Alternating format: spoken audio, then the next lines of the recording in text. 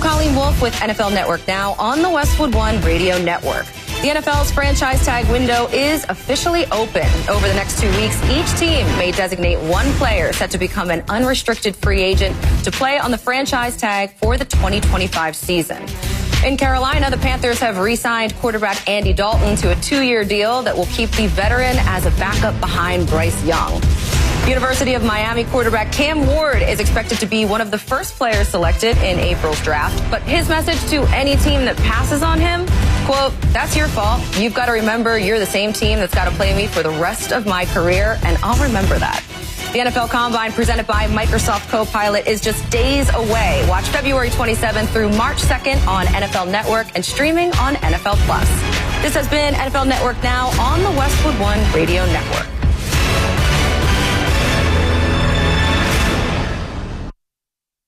This is the story of the one who, as a maintenance specialist for a historic high-rise, knows that vintage charm historically needs constant attention.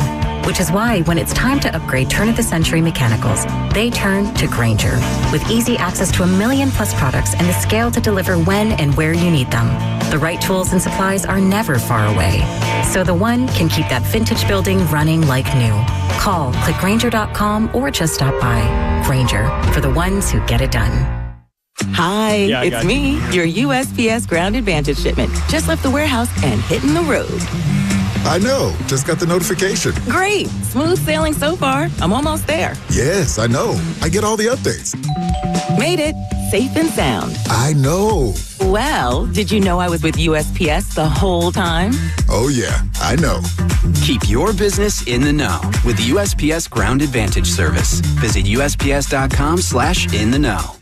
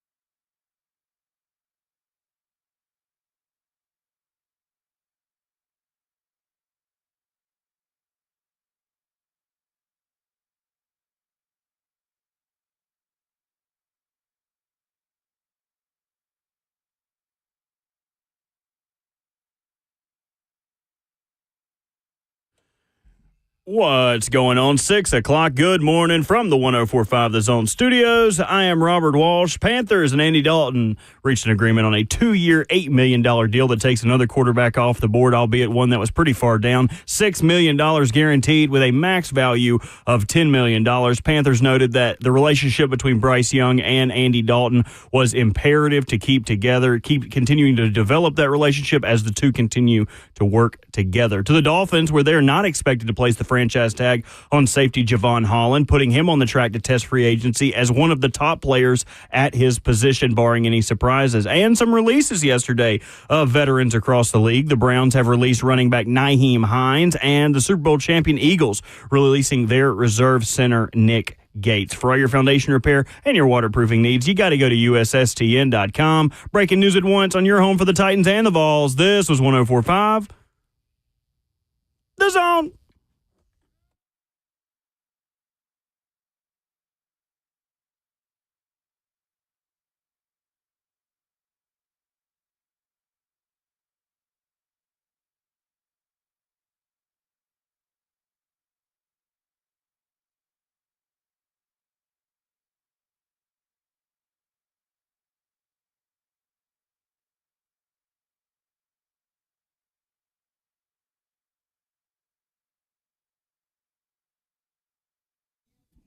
Welcome into Ramon, Kayla, and Will.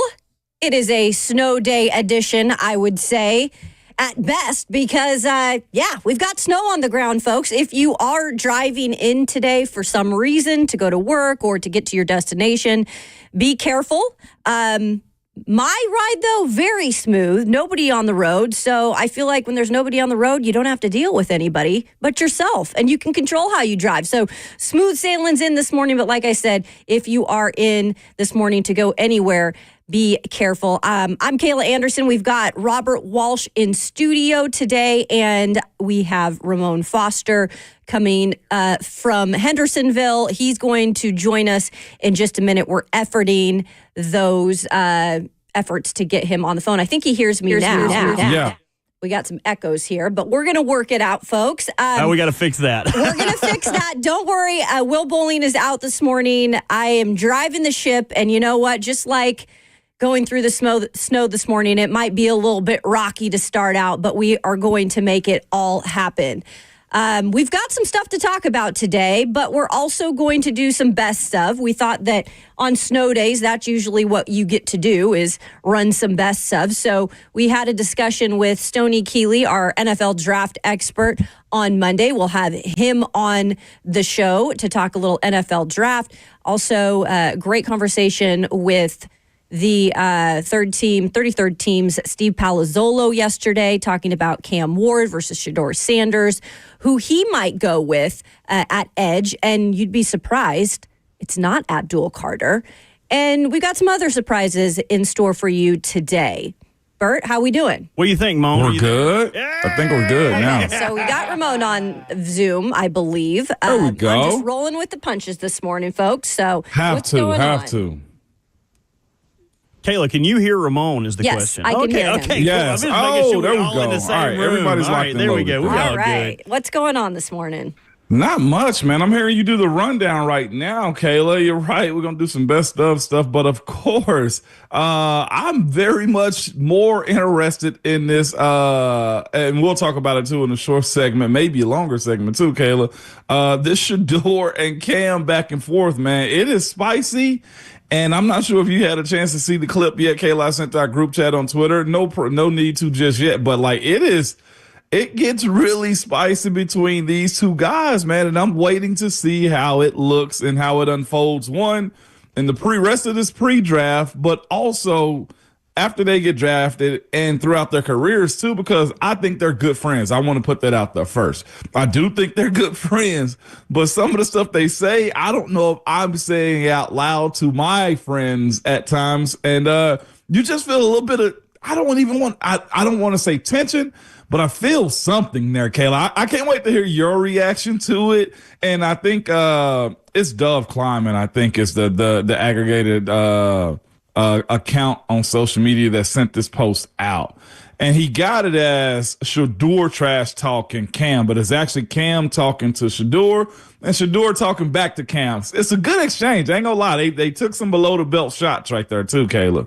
Yeah, I mean, it's this time of the year when you have two quarterbacks that are really the only quarterbacks in the mix for the number one overall pick. I feel like in those two personalities specifically, this is not a huge surprise to me. I have not seen the clip yet. I've just was trying to get into work, but I will look at it. He's staring at the roads first. Yeah, but I will look at it, and I'm not going to be surprised though because they have been working out with each other. I feel like they trash talk a lot. Now this might be next level. Yeah, that's what I'm saying. They do. It is interesting. It's almost like they're having fun in a way with being the only two quarterbacks really in the vie for the number one spot this year. And like we haven't really seen a lot of that in the past in the draft. And so it is an interesting twist on things. And again, you either like it or you don't like it when it comes to stronger personalities. But for me, both of these guys show that they just want to win and that they're competitive and they're having some fun with it too, which I find no problem in doing, especially if, damn, you're the only two quarterbacks really worth drafting early on, so might as well have some fun with it. See, that's the thing. I enjoy the back and forth. I love the cameras that we get around these two guys too, and we've got more we'll speak about also. But I love, Kayla, the cameras been around these two because we get an opportunity to see a lot and we hear a lot and we can take it how we want to. The thing is, you're right. They are two strong personalities. The trash talking is good. It's just that you'll see it at the end of the clip. You have both of them. It seemed like they got a little aggressive. And as I said a second ago, like it's good, but I wonder how close they are to actually not being friends. I'll be quite honest with you. My take on it, because you'll see Shador and Cam like really engage with one another. And again, ultimate competitors with both of these guys. But they might just be, Kayla, like you said a second ago, around each other a little bit too much because they might be like an old couple. Maybe they need to separate and go to different camps for a little while. I just thought the clip was interesting, how both of them decided to defend one another. And they both had good points, too, and they both took real good shots at one another also. Yeah, so, to your point, it's only 1 and 2 in this draft. Right. But we'll see what happens. Yeah, we'll definitely get to that clip coming up here. We could do it top of the 7 o'clock hour since we've got an interview coming up at 6:20. We're going to revisit our interview with Stony Keeley, our NFL draft expert. But yeah, let's get into that at 7 o'clock because that is an interesting take. And maybe some of the listeners that are up this morning and maybe not taking a snow day, you can call in and get your thoughts on that when we get to that. 615-737-1045. We always just love hearing from you, so make sure to call in today. I'll tell you though, Ramon, the snow, it snowed out, but honestly, I had an easy time coming in today because there's nobody on the road. So all I have to control is myself and don't have to, drive around people who don't know how to drive. Hey, I'll tell you one thing, though. I did not have an easy morning. No, you didn't. Cheyenne woke me up. She was like, what time do we need to wake up so you could get to work on time? Because I had to take her to work so she didn't have to stay at work. So I get up at like 4 o'clock. I'm out there trudging, getting the snow off my vehicle, cutting it on, getting it warm for her. Because, I ain't got no seat warmer, so she don't even like riding with me. That's how bougie Cheyenne is. That's what I'm saying, man. That's what I deal with on a day-to-day basis. So I get out there, car's looking good. I go back in there. She bundled up, looked like a daggum Eskimo coming outside. And I finally get her in the car, come around the corner, and I slip and bust my ass, man. This might be the first concussion I have ever had. My head hit the daggum steps, and Cheyenne was like rubbing on my head. I was like, quit touching it.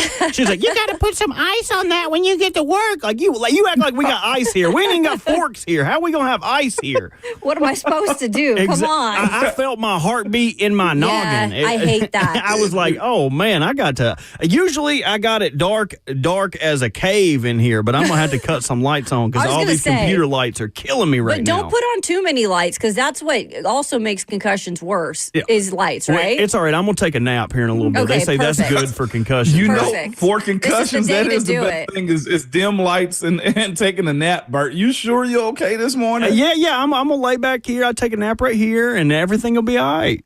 I swear, this No. might be the most dysfunctional show today that you'll ever see. I woke up with the migraine. Bert has a concussion. Ramon's zooming in, I'm so you stuck never know on a what hill. happens from there. Yeah, and Will's out sick. So join us for this dysfunctional RK dub. I don't even know what day it is, to tell you the truth. I'm serious. I didn't say the day because I didn't know. I think it's Wednesday. Oh, is it Taylor, really? that is the most appropriate thing to do is I didn't know. Right? I didn't. I was going to say happy whatever day. And then I'm like, I don't even know what day it It's is, hump folks. day, though. It is hump day. I day. must Okay. say. There we Hump go. day. Hump day. Well, you know went- what? You That's said what, that all enthusiastic. Hump day. hump day. Hump Yeah. day. That's the kind of hump day you're feeling like today. Maybe you can make it a snow day and make it better. If you're not going to work, Yeah. good for you. You can go out and build a snowman, go sled down the hills with your kids, whatever, you want to do. Because I know the kids, I think, are out today. I'm not quite sure. Yeah, Ramon? everybody's out Are today. they? Okay. We got the call, Kayla, for my youngest at about 4 o'clock yesterday, and my Oh, really? oldest was sitting around because he goes to a different school. He's sitting around just twirling his thumb like, y'all ain't got a text message or a call yet. I'm like, bro, not yet. Y'all got any of them school cancellations yet? Yeah, exactly. Please. Would you give them to Dude. us? Hey, I please? tell you who was out. It was the daggum hoodlums last night. Soon as the daggum snow started falling, I live where there's kind of a big ass patch of road. Mm-hmm. They was out there doing donuts. They was out there down the road. I said, if it was me in high school, I probably would have went out there in the Jeep and did it with them. But now I'm an old ass man. I was ready to throw stuff out the window at them. I know you've told us about like racing stories on your street before too. I'm I like, don't where know. do you live? Are we in like Fast and the Furious? They be future trying. Or It's like something? Tokyo Drift out there. Goodness. Tokyo Snow Drift. Where Bert is living at is also where it's just newly developed too. So he's still Okay. got a lot of old residents that are there too, that are Sure. used to having their land by themselves. And now you got all these neighborhoods that Bert is in that are pretty much like, hey, invading their burnout areas. Bert, it's your fault. It's Cheyenne's fault because she parked in the road. I told her we're going to have to Well, extend the that's trouble driveway right or there, something. yeah. Right, yeah, that's what I'm saying. Somebody else going to hit her. Absolutely. It's always our spouse's fault. Can we just do that on there too at times? Just blame Yes. them. Well, Yeah, you know they ain't driving absolutely. listening to us today, so we daggum for sure could do that. Exactly. Well, you are listening to RK Dub 104.5 The Zone. We will get into our conversation with football and other F words, Stony Keeley. He also has broken down a lot of film. He spoke to us earlier this week about some draft prospects, including quarterbacks. That was the big kind of topic of conversation in that one. So we'll get to that conversation. And again, Ramon brought it up. We'll get to that clip of Shedeur Sanders and Cam Ward. That's coming up a little bit later in the show. What do we think about that? That's all coming up here on RK Dub this morning on 104.5 The Zone.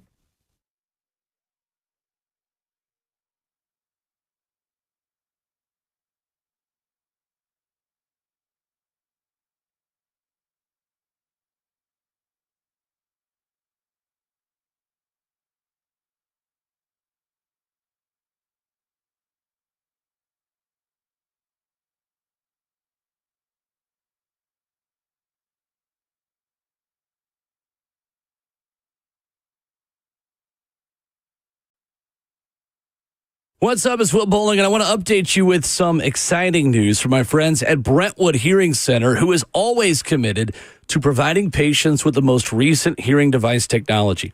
Recently, their leadership team attended the launch of a revolutionary hearing aid, the Phonak Sphere. It's dedicated to helping patients hear well in situations when there's background noise. This thing has a computer chip in it completely dedicated to address speech in noise. It'll help you when you're out to dinner at a noisy restaurant, or you're sitting at a sporting event. You're hearing the conversation going on behind you, maybe in front of you. You just want to hear the person next to you. If you have difficulty hearing conversation when there's background noise, or maybe you have a family member that can't hear you as well as they used to be able to when you're talking to them with a lot of people around, give Brentwood Hearing Center a call at 615-377-0420. Schedule your demonstration of this industry-changing hearing aid technology, which also connects directly to your smartphone and your television. You can visit them online as well at BrentwoodHearingCenter.com. That's 615-377-0420. Brentwood Hearing Center. Better hearing, better life.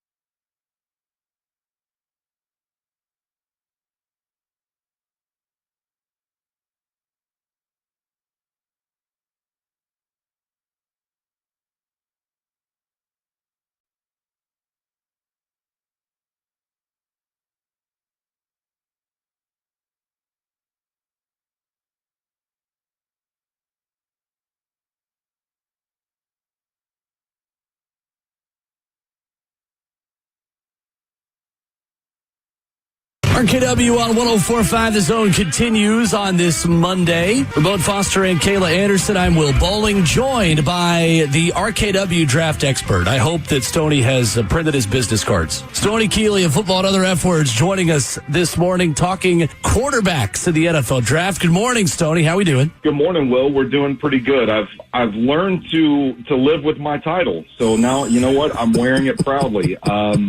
My wife asked me to take out the trash last night, and I said, you know what? You're talking to the draft expert of RKW. So, respect my name. Terrific. This is what you do post-Valentine's Day right there. That was smart. Mm-hmm. That was smart. And then I took out the trash. Yeah, very good. Smart, man. Real smart. Well trained, Stone. Very smart. Well, we are talking quarterbacks today. Stone, I know you've watched the film on a number of these guys, not just to the top, but of course we start at the top. Who is your number one QB in this draft? I still like Shedeur Sanders. I understand the fascination with Cam Ward. I think that the detractors of Cam Ward are a little too harsh. I think this is a clear two-horse race at the top of the quarterback position. But I still go with Shedeur, and I think it probably says more about my philosophy as an evaluator than anything else, because I think Shedeur has the higher floor than Cam Ward. I acknowledge that Cam has the higher ceiling, but I think you're going to get Shedeur Sanders on the field quicker. I think this guy is a facilitator. It's really fun to watch the offense at Colorado run through him. I think from the neck up, Shedeur Sanders is more NFL ready than Cam Ward is.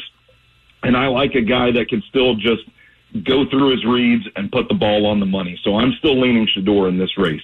And it's interesting, too, Stoney, when you think about the fit for Brian Callahan, who has already on the record compared Shedeur Sanders to have some Joe Burrow traits. How much does that system fit matter? We talk about fit a lot, and especially at the quarterback position. You can make one argument that, hey, just take the better player, and then you as a coach should be able to figure out. But at the same time, it is hard to argue that Cam Ward fits better for what Brian has done in his career than Shedeur does right now. Yeah, and I do think that if the Titans were to roll with Cam Ward, that there would be some things about Brian Callahan's offense that he would need to change. If they want to just run it back like they ran it in 2024, I do think Shedeur is the fit. And I think it comes down to timing and windows. There's a lot of that based in Brian Callahan's offense that comes to the quick game, when it comes to guys getting open, when the ball needs to be where it needs to be on time, accurately, placed well, those sorts of things. I think those are definitely traits that you see in Callahan's offense. If you're watching the tape, you're seeing guys get open and the ball's just not getting to them. But Shedeur is absolutely that quarterback that you could plug into this system and trust that the ball is going to be well-timed, it's going to be placed where it needs to be, and that offense is going to run efficiently as well. Stony Keeley of Football and Other F Words is with us this morning discussing quarterback. Sonny, like I have so many questions as to the quarterback position. I'll just start there too. In today's NFL, where you don't have the straight passing, pocket quarterback, the guys that are known for the arms, the mental, like now it's a blend between athleticism and also accuracy that you can play the quarterback position. So in today's NFL, man, I ask you, like, seriously, what is an NFL quarterback and what do teams need to look for in that also? Have you figured that out over this process? Well, I don't know that I've necessarily figured it out, Ramon, but I love talking about this question. This is one of those things that, like, Zach Lyons and I get to talking about, and if we're watching the Super Bowl, our wives are just like, we hate being around you guys because you get so into the weeds on this stuff. Like, we don't want to talk about football. Philosophically speaking, I think it's a really interesting question because I look back at 2017, 2018, the Chiefs hit on Patrick Mahomes, the Bills hit on Josh Allen, and that sort of changed scouting because people in the NFL started letting their guard down, so to speak, and just rolling with these guys that had elite traits and assumed that, hey, we could make them play quarterback in the NFL. We can fix them. We can teach them what to do. And so we've seen teams in recent years, I think Anthony Richardson is the latest great example of this, where teams are taking the traits over maybe the experienced, polished quarterback.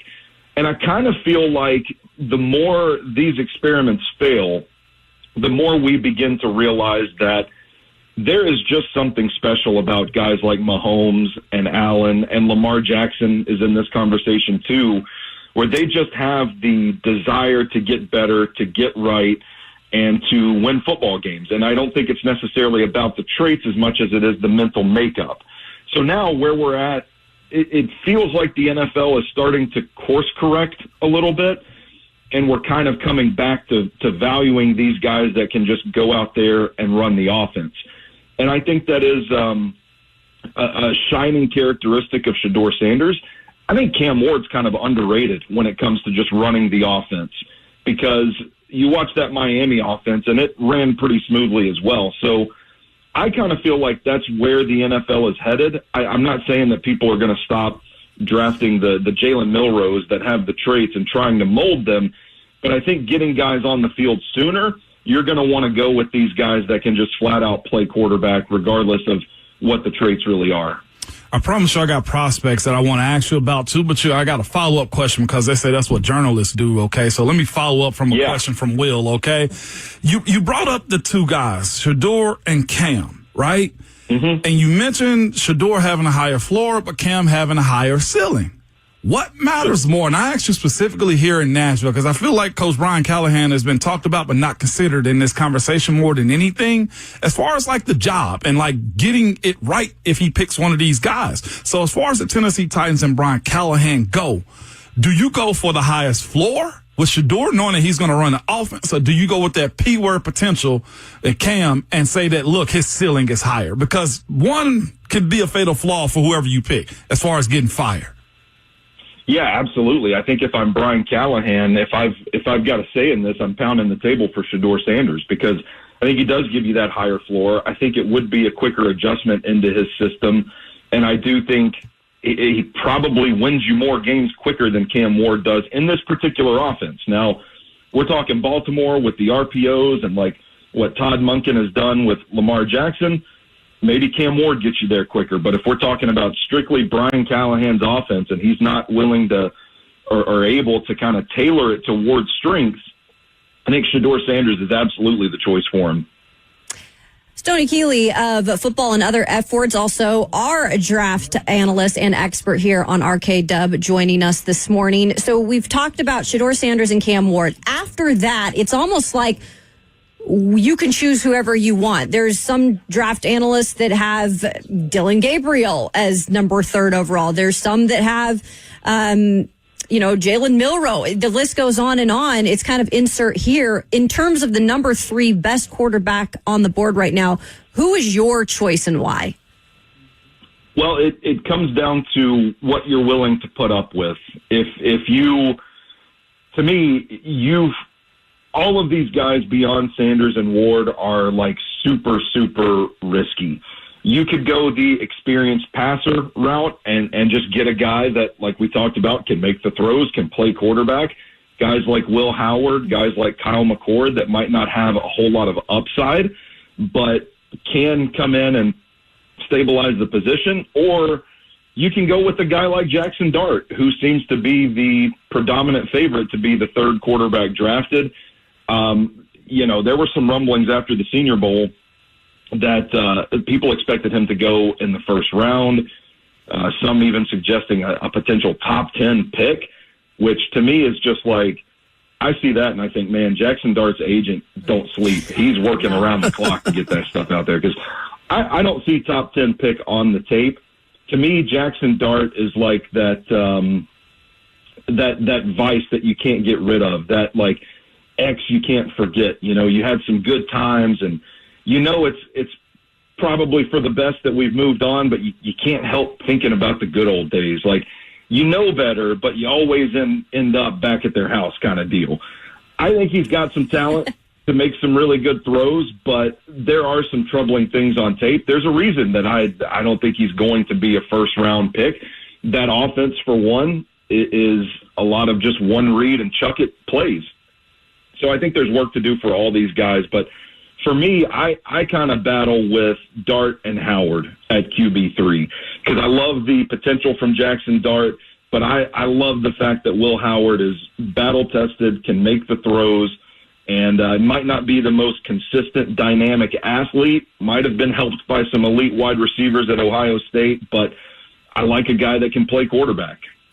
So, Stony, that's a question that's come up on our show over the last couple of weeks. If you maybe decided, and this team needs as many picks as possible, there are a lot of holes to fill on this roster, but it's been brought up before, if one of these quarterbacks is available later on, do you go for a Will Howard as you maybe go in a different direction at number 1? Or is that just kind of going back on things that have not worked here in the past for the Titans? Yeah, I think that's more of the past. I think, that's probably going to trigger some pain in Titans fans if they just forgo the quarterback position early on altogether, and we do end up with a Will Howard or a Dylan Gabriel here in Nashville.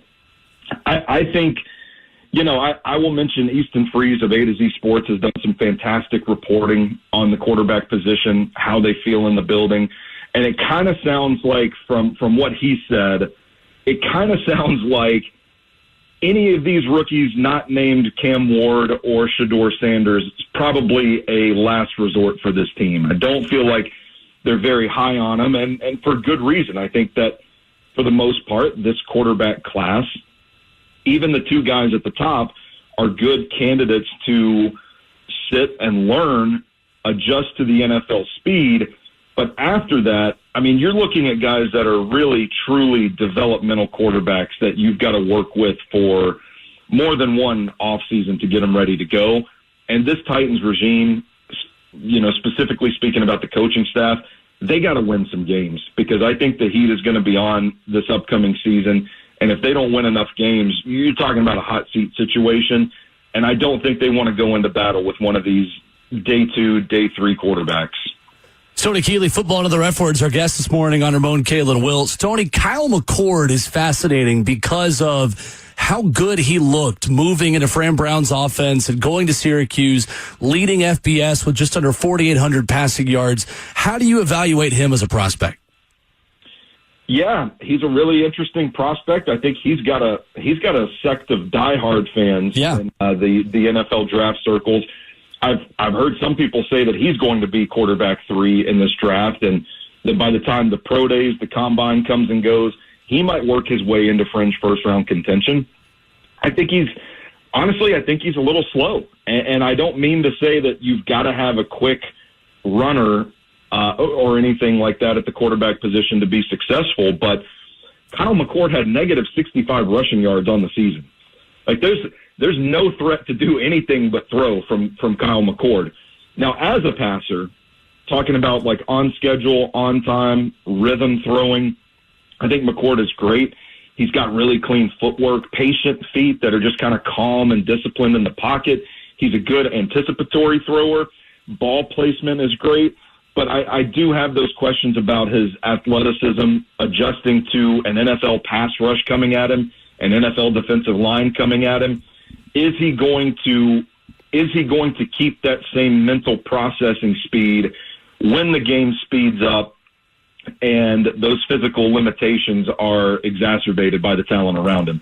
That's the question for me. But I do think McCord is where he's at on my list right now. I kind of move in between quarterback 4 and quarterback 5. Stony, Tyler Shuck feels like the kind of guy who is going to be playing for a good team as a backup quarterback in like October or November. Like, he's going to come in for the Rams. We're going to be like, this Tyler Shuck guy, he's interesting, right? 6'5", 230, big frame. Do you believe in his potential? Going to be 26 in September, but it almost feels like the Cooper Rush kind of character of like, he'll probably land at a decent spot and may have a chance to be successful just based on where he could be drafted. Yeah, absolutely. Those systems like what Sean McVay runs out in L.A., the Kyle Shanahan in San Francisco, if Tyler Shuck ends up in one of those spots where it's not necessarily about the deep throws and the arm talent. It's about facilitating the football. And I could see him being one of those guys that we look up 5 years from now, and he's starting games, keeping the team together for an injury or something like that. And we're just like, where did this guy come from again? Right. I think he's a pretty polished thrower. Jackson Dart got all of the hype at the Senior Bowl, but I felt like Tyler Shuck and Seth Hennigan both were probably the more consistent quarterbacks throughout the week. Not a lot of arm strength. I don't see a lot of drive down the field from Tyler Shuck, but I do think he's capable of reading the defense, taking the check down, which I think is an important quality in a quarterback, lives to fight another down, and he can make a lot of the short-range, medium throws. I think he throws a pretty ball, too. So the thing about him, it's kind of funny to me, is the guy's older prospect. He already has 3 college degrees.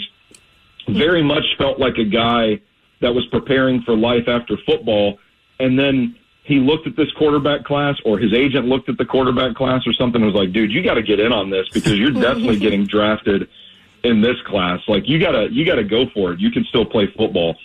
That's what he seems like to me, because I feel like his ceiling is just a steady career backup. We could look up years from now and be like, oh, this guy's still playing in the NFL. Right. 100%.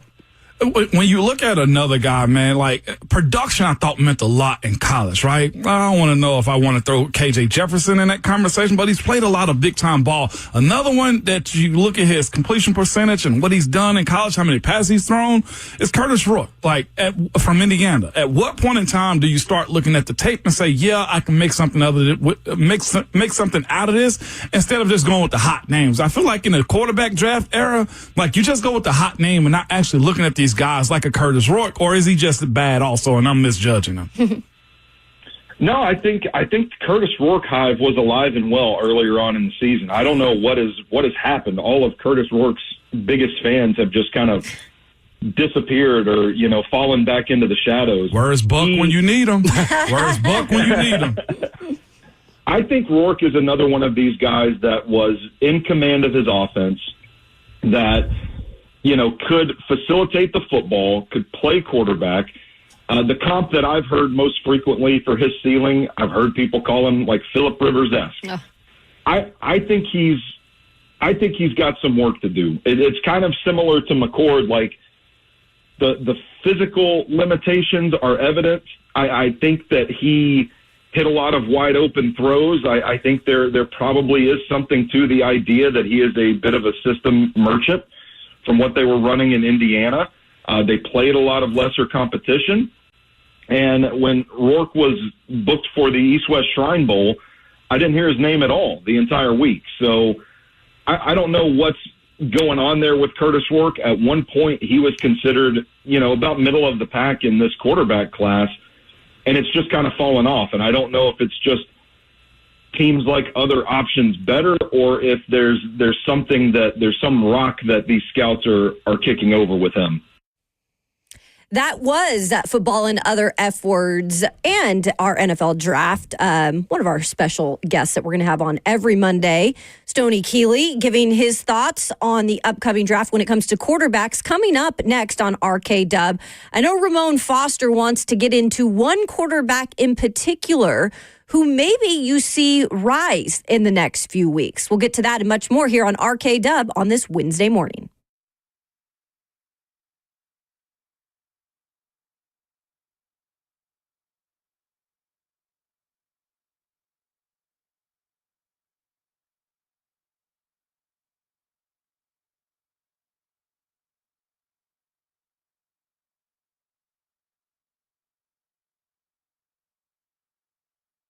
It's Ramon Foster for Hiller Plumbing, Heating, Cooling, and Electrical. Hiller's been in business, y'all, since 1990, and they're family owned and operated, man.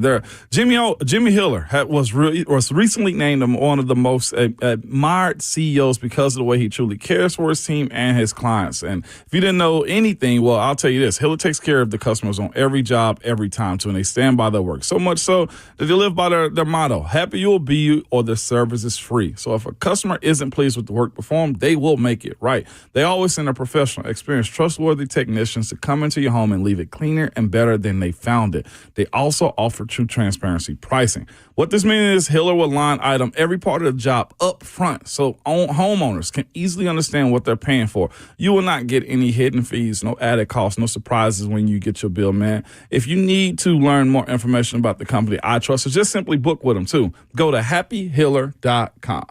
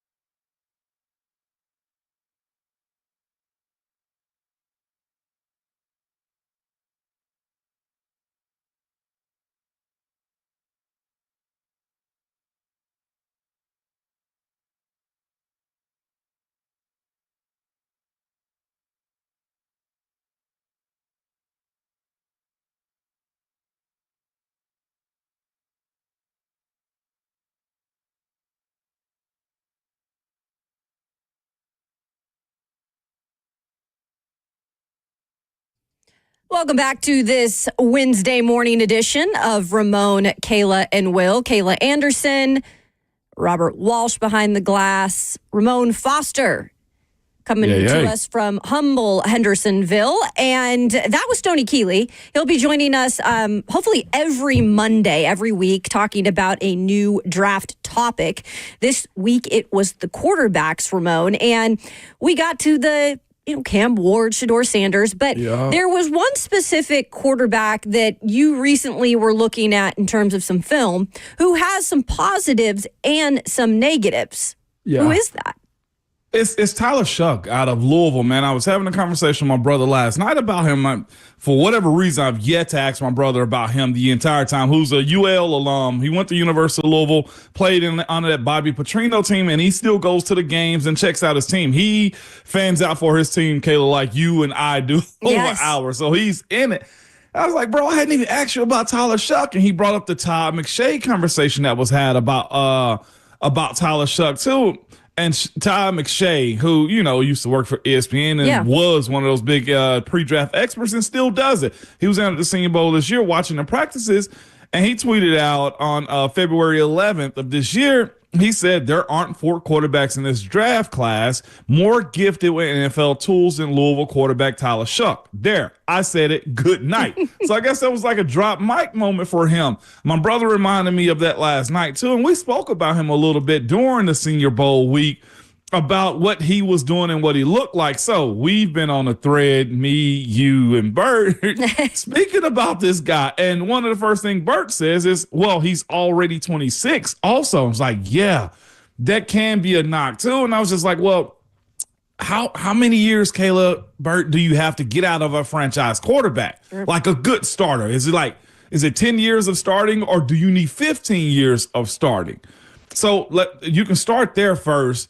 And then the other side of it was we started discussing, he also has his Tyler Shuck. He's already 26 years old, so he's probably is what he is. Like, I'm not sure how far you can push his ceiling up as far as what you're going to want out of him, how you're going to coach him. You know what? A lot of the time we all have tendencies. What are his tendencies that he like to do? But he does have a good stat line out of Louisville this past year. His senior year at Louisville, he 62.7% completion percentage, over 3,000 yards, almost 3,200 yards, 26 touchdowns, 6 interceptions. What I saw from him, though, was efficiency at the Senior Bowl. Now, again, it was him, Jackson Dart, and the quarterback out of Memphis. Those were the 3 guys that really stood out for the most part over the course of this week. So is that side of it for me. He was efficient. He's big, 6'5", 220 plus. He checks all the boxes that you would have loved out of a top billing quarterback. But there's also this side of it too. He's had injuries each of the last few years he's played football. And not just that, he started off at Oregon in the Pac-12, did 3 years there, did 3 years at Texas Tech, and did his last year at Louisville. So in those last few years, his injuries have been, in 2021, he ended up having a broken collarbone. In 2022, he had a shoulder injury also. And then in 2023, he had a broken fibula. One of the things that Coach Jeff Brom had to discuss on getting him through the transfer portal was, did the injuries bother him as he took him as a transfer candidate? And he said no. He went with what the prospect was. And from my brother's perspective, he said they had a quarterback the year before, Plummer, I think was his last name. He's like, he was bad. He's like, so when Tyler Shuck came in, he made their offense look really, really good. But there's the age, and then there's the history of injuries, Kayla. And that's what Bert and I were texting in our group chat that we have, speaking about the Cleveland Browns drafted Brandon Whedon as a 29-year-old. He's the oldest first-round pick in NFL history. Another one of why they have a big X on their name when it comes to quarterbacks. Succeed there. And Ramon, you talked about his tendencies. I don't really know his quarterback tendencies that well, but I could imagine that this guy loves shuffleboard, enjoys a good blue light special, probably enjoys a good lap blanket, sitting on the free, gets a little chilly sometimes. Anything, because this dude is old as hell. Like, it would not surprise me for him to show up and be the only rookie rookie with some grays, working on a salt and pepper look coming into camp. You know what's wild about it, though, is there are a lot of analysts that are kind of like in on seeing how he rises through the draft. I was just looking at a tweet from Louis Riddick of ESPN. I think he's phenomenal at what he does. I like Probably Louis should be a too, general yeah. manager, right?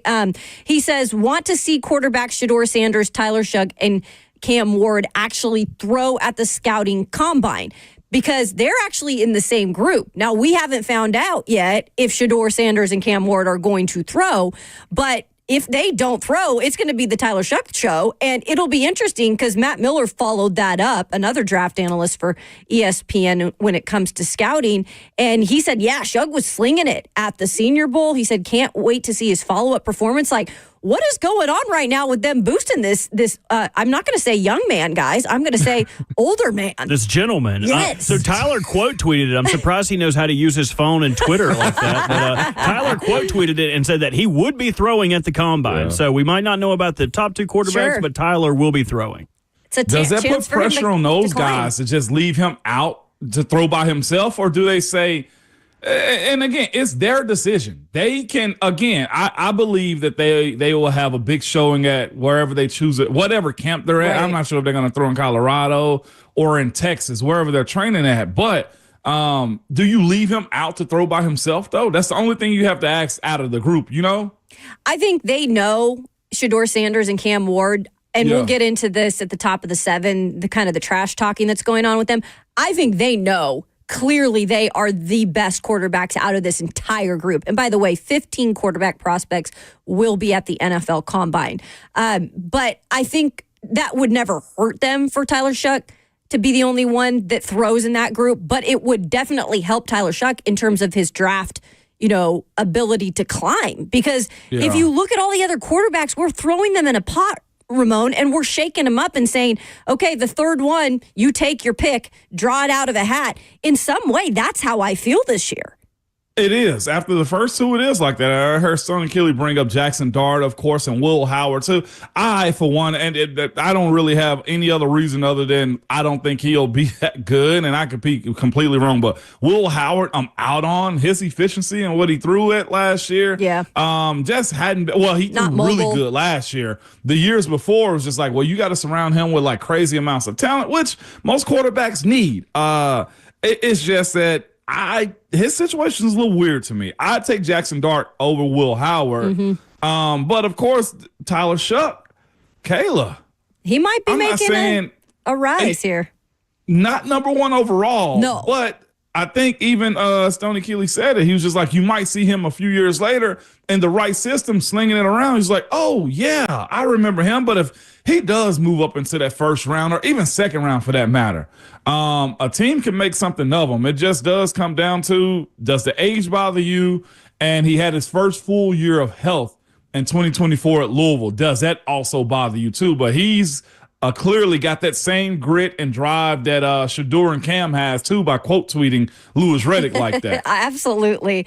I love it. I'm here for it. I'm also here for the trash talk this time of year, Ramon. And coming up next on RKW, that is exactly what we're getting in this whole pre-draft process between the 2 top quarterback prospects, Cam Ward, Shedeur Sanders, the latest on their trash talk while training, and what we think of it. Should that be at all, a red flag for NFL teams? We'll get to that and much more here on RKW 104.5 The Zone.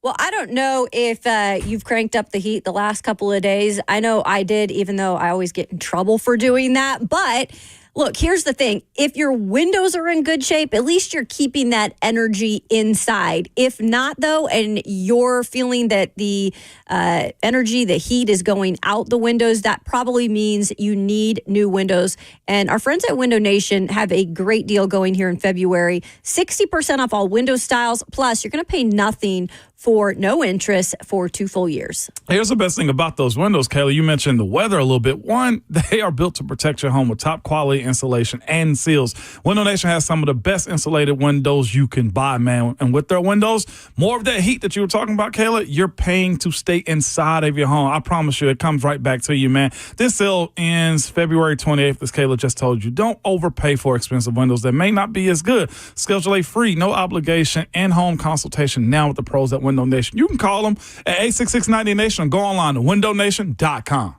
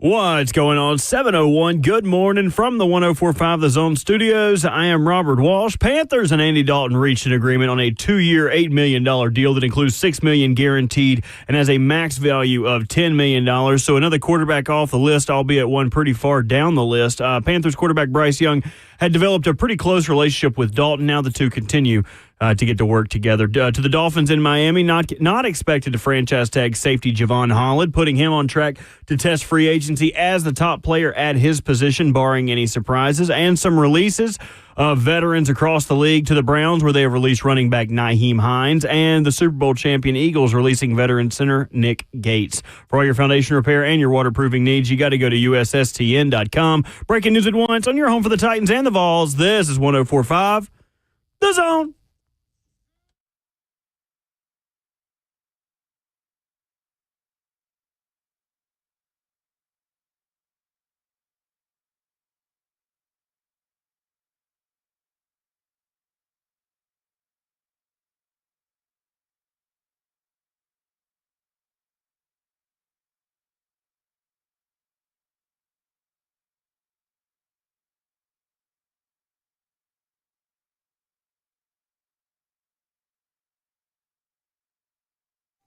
Welcome into hour 2 of Ramon, Kayla, and Will here on this Wednesday morning, a very snowy Wednesday morning, might I add. If you are out on the roads or planning on going to work or doing something today, just be careful out there.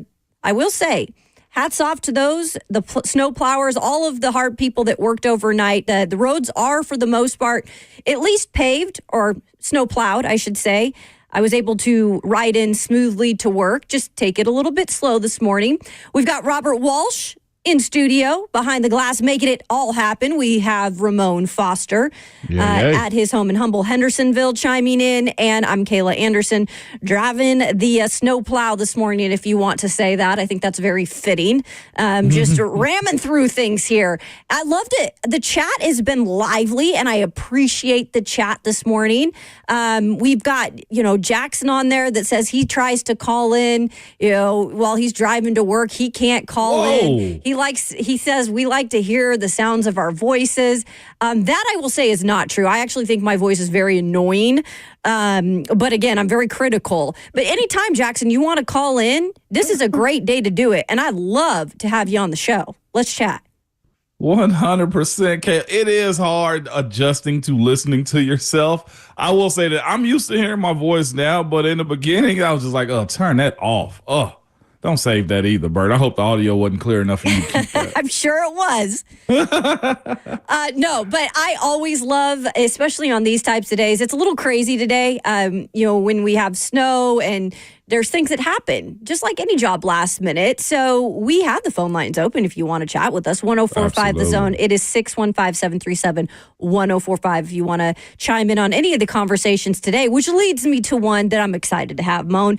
And you sent this clip early this morning. I just took a look at it in the break. It is Shedeur Sanders and Cam Ward. It looks like they're actually training, at least in this situation, at UNLV in Las Vegas on campus.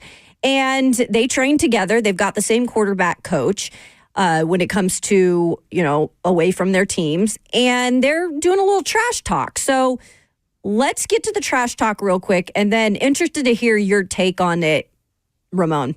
Yeah. Bro, they gave you a completion percentage award, and all you did was throw check downs and bubble screens. That's actually crazy. If I did that, my completion percentage would be 90. I throw the ball downfield, you don't. You ran the ball. You had a run game. You had a run game. Okay, so it's short and sweet. Yeah. And what you miss at the end, if you go and look at it, you'll see. But at the end, when Shedeur Sanders is talking about, you had a run game, he actually comes up to Cam Ward's face and kind of gets in his face and says that. So Cam Ward's the one that initiated it, saying, your completion percentage is what it is because of checkdowns, et cetera. And then that is when, obviously, Shedeur Sanders came back with the run game comment. It is good. I think it's good that they're going back and forth like this. And maybe they've been around each other for too long to where now as closer and closer we get to the combine and to the draft, they're a little bit on edge about what they say and how they go at one another. But almost every clip we've seen has been them going back and forth. And I think it's in good spirit. Let me just say that, number one. But just hearing both of them in that setting right there, and if you go, I retweeted it, Kayla. I'm not sure you have yet, but like I did retweet it. Yeah. You see Shador walk up to Cam. Cam is looking at Shador and just saying, "I'm like all you do." Basically, call him check down Charlie. And I was just like, "Oh my gosh!"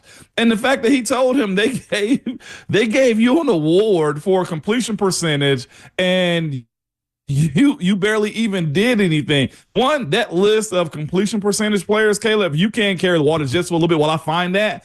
It's not a great group of top 10 it's not guys. a good group. We sent it in our group chat, I want to say 3 days ago or so, and we were all looking at it like, we don't know if Shador Sanders really wants to be a part of that completion percentage. Here's the interesting thing. I absolutely love this trash talk. I think they know, like I said, they're the best two quarterbacks in the draft. They train together all the time. It's like a husband and wife almost fighting. It seems like they're around each other all the time. Sometimes you just need some damn space. And this got a little heated. I mean, I've gotten heated in situations when I'm in a situation where I'm training or in a room with someone for so long. I'll get up in someone's face too. Yeah, no doubt about it, Kayla. And it's big, though. And here's the other part of it, too. I brought this up to you guys in our chat. I was like, here's the thing about it. Shador is right. He had no rushing game in Colorado at all. No, he didn't. As a team, they rushed under 1,000 yards, with Shador having minus 50 rushing yards on the year also for their team. And on top of that, Miami, they had a dominant run game. They ran for 2,456 yards. So there is truth in what either one of them are saying. Cam is correct. He drove the ball down the field, so he's probably going to have a little bit more incompletions than a guy that's throwing bubble screens, as he said, and check downs. It is a fascinating debate, man, between which one do you want? Do you want a guy that's going to take care of the ball? Now, I've mentioned that about a guy like Shador. Shador has been a guy that is going to deliver the ball to you. He's not going to do anything outside. He's not going to do anything that's going to make him look bad and turn the football over, to where Cam seems to have a let me show you what I'm capable of mindset, which is awesome, but it creates turnovers at times. It can create incompletions more than a guy like Shador does. I just looked at this last little clip of those two, Kayla, and I said, oh, either they're really good friends or this can turn ugly if they continue on. So let's get Jackson's thought about it. Jackson from Knoxville, who said he calls in on his drive to work every morning. He can't get in. I apologize about that, but you're in now, Jackson. So what do you got for us? How you guys doing tonight? Good. Good. So what I was commenting to, what I was alluding to was, a lot of times people try to call in all the time and go in line for 25, 45 minutes. And then you guys listen to what you guys want to say the whole time, which is fine. So what do you want to say? Because you got the airwaves now for about 30 seconds, so give it to us. Well, you guys keep cutting me off, so if you let me say what I want to say. Come on. You got to have a little bit more energy than that, Jackson. What do you say? You got to have a little bit better energy than that. That's you call in and complain about us not letting you on, then you complain about being on, and now you're on, and then you also say you keep cutting us off. You got to come on with it, too. No, well, he's gone now. I cut him off. I don't deal with that. I told him to on the side, man. You got to come in with your opinion. It's almost like everybody here gets paid to talk. Oh, we get the sound of our voice. No, people are just talking because we get paid to do it. It's our job. And I mean, Jackson, we gave you an opportunity. You got to just speak sometimes. So anyways, I got that list too, Caleb. Yeah, give us that list, because the whole conversation was the completion percentage. That's what it started on in terms of what Cam came at Shador with. So here's the completion percentage when it comes to that list. Like you said, that's fine stat, whatever, but it's not like the guys that are on that list have huge careers now in the NFL. Go ahead and read it. So here's the guys, and a few of them are still in college, so give some grace to those guys. But Shedeur is leading all time, and he's thrown a lot of attempts too, by the way. He's 71.8%. He just recently beat out Colt Brennan. Not a whole lot there. He's number 2 on the list. Colt McCoy, another Colt, is number 3 on that list. Kellen Moore, new head coach of the New Orleans Saints. He's 4th on that list. Graham Harrell, who I'm not familiar with. Grayson McCall, who's still in college. Will Rogers is number 7 on this list. Brandon Whedon, who we just talked about, is 8 on this list. Case Keenum is 9 on this list. And Chase Holbrook is number 10. Hadn't heard of the last few guys. And just one more perspective, too. Joe Burrow is 12th on this at 68.8%. And that was from 2016 to 2019. See, yeah, that's the thing. In college, it is what it is. Like, take the accolades, whatever, in terms of that, that's fine. But in the NFL, I think it's a whole different ball game. And that's what these two have to prove. I think that's the biggest thing, Ramon. We can talk all we want about, the trash talking or their competitive ways. And I love all of that stuff. But when it comes down to it, they have to be able to prove the doubters wrong at the next level. And this goes for any quarterback. Because I was talking with the chat today, the F&M Bank chat, if you want to tune in on YouTube, about how even the generational quote-unquote quarterbacks or quarterbacks that get all the high praise coming out of college, even those fail a lot of the times. It's such a crapshoot when it comes down to it that you don't really know. And that's why I want these two to succeed, because I think it'd be a great rivalry at the next level to have this, back and forth when they play each other. But they have a lot of proving to do, just like all these other quarterbacks that are taken early on. Yeah, the league needs this type of stuff too. Be anti-NBA a little bit, where everybody's not friends. Sorry, Savage, I gotta say that, but it is like that these days. Like it's good. I don't know. Like, I think the guys that we grew up watching, Kayla, for the most part, your Bens, your Brady, your Breeze, your Rivers, like those Peytons, and both the Mannings, like they had a quiet competition and nobody actually said it out loud. You know what I'm saying? Like, nobody said, I want to best you. You know what I'm saying? But they showed it on the field. These two dudes are verbally sparring with one another, and I hope we get more of this, Kayla. So for the ones that don't like the cameras around, this is why they are around. We got this out of both of those guys, and it was just good old trash talk to me. Absolutely loved it. I loved it too. Before we get to a break, let's go to Andy in Clarksville. He has a thought about the quarterback draft. Andy? Good morning, everybody. Morning. First of all, kudos to all our plow drivers and salt truck drivers. I-24 right now looks great. It actually even has some dry spots. I'm doing about 50 with traffic. And, the side roads were the bigger concern. But once you get on the interstate, it's looking good. So there's that. So we got 4 people to pick from, 2 offensive and 2 defensive. And I think who the Titans pick, if they don't fall back, kind of tells you a little bit about what their plan is for the rest of the offseason. If they go with a quarterback, even if they then have a bridge to back them up so they can marinate for a year rather than starting right away, that I think is something that was going to show, hey, we want to see what Callahan really has in his offense. Does it have what everything else? And they might also then get some weapons for these quarterbacks.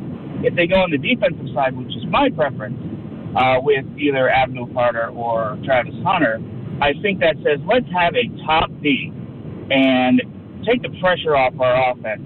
So, yes, we can still then, again, see what Callahan can do, but in a different way. I think having a top-flight defense, a top-5 defense should be the goal. I would love this.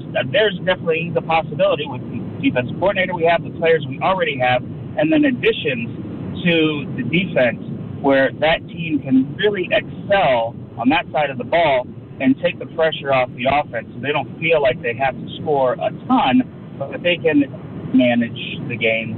I know that's not a sexy thing, but this is a rebuild year. Even if they're not saying it, it is. And I know everybody is like, well, maybe we get a Jaden Daniels situation. We get the playoffs like Washington did. They brought in Daniels, but they already had a lot of keys around him, a lot of players around him. So I think, hey, if we go anything better than 7 wins is a great year. Yeah, absolutely. Yeah. I mean, you've got to improve that number somehow for Brian Callahan to keep his job. But great points there, Andy.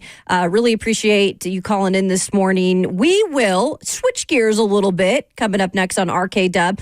We'll talk with our friend Austin Price of VolQuest. What's the latest with the Vols in terms of the offseason and some of the surprises that the Vols might bring you in terms of the combine? Names to look out for. That's next on RKW here on 104.5 The Zone.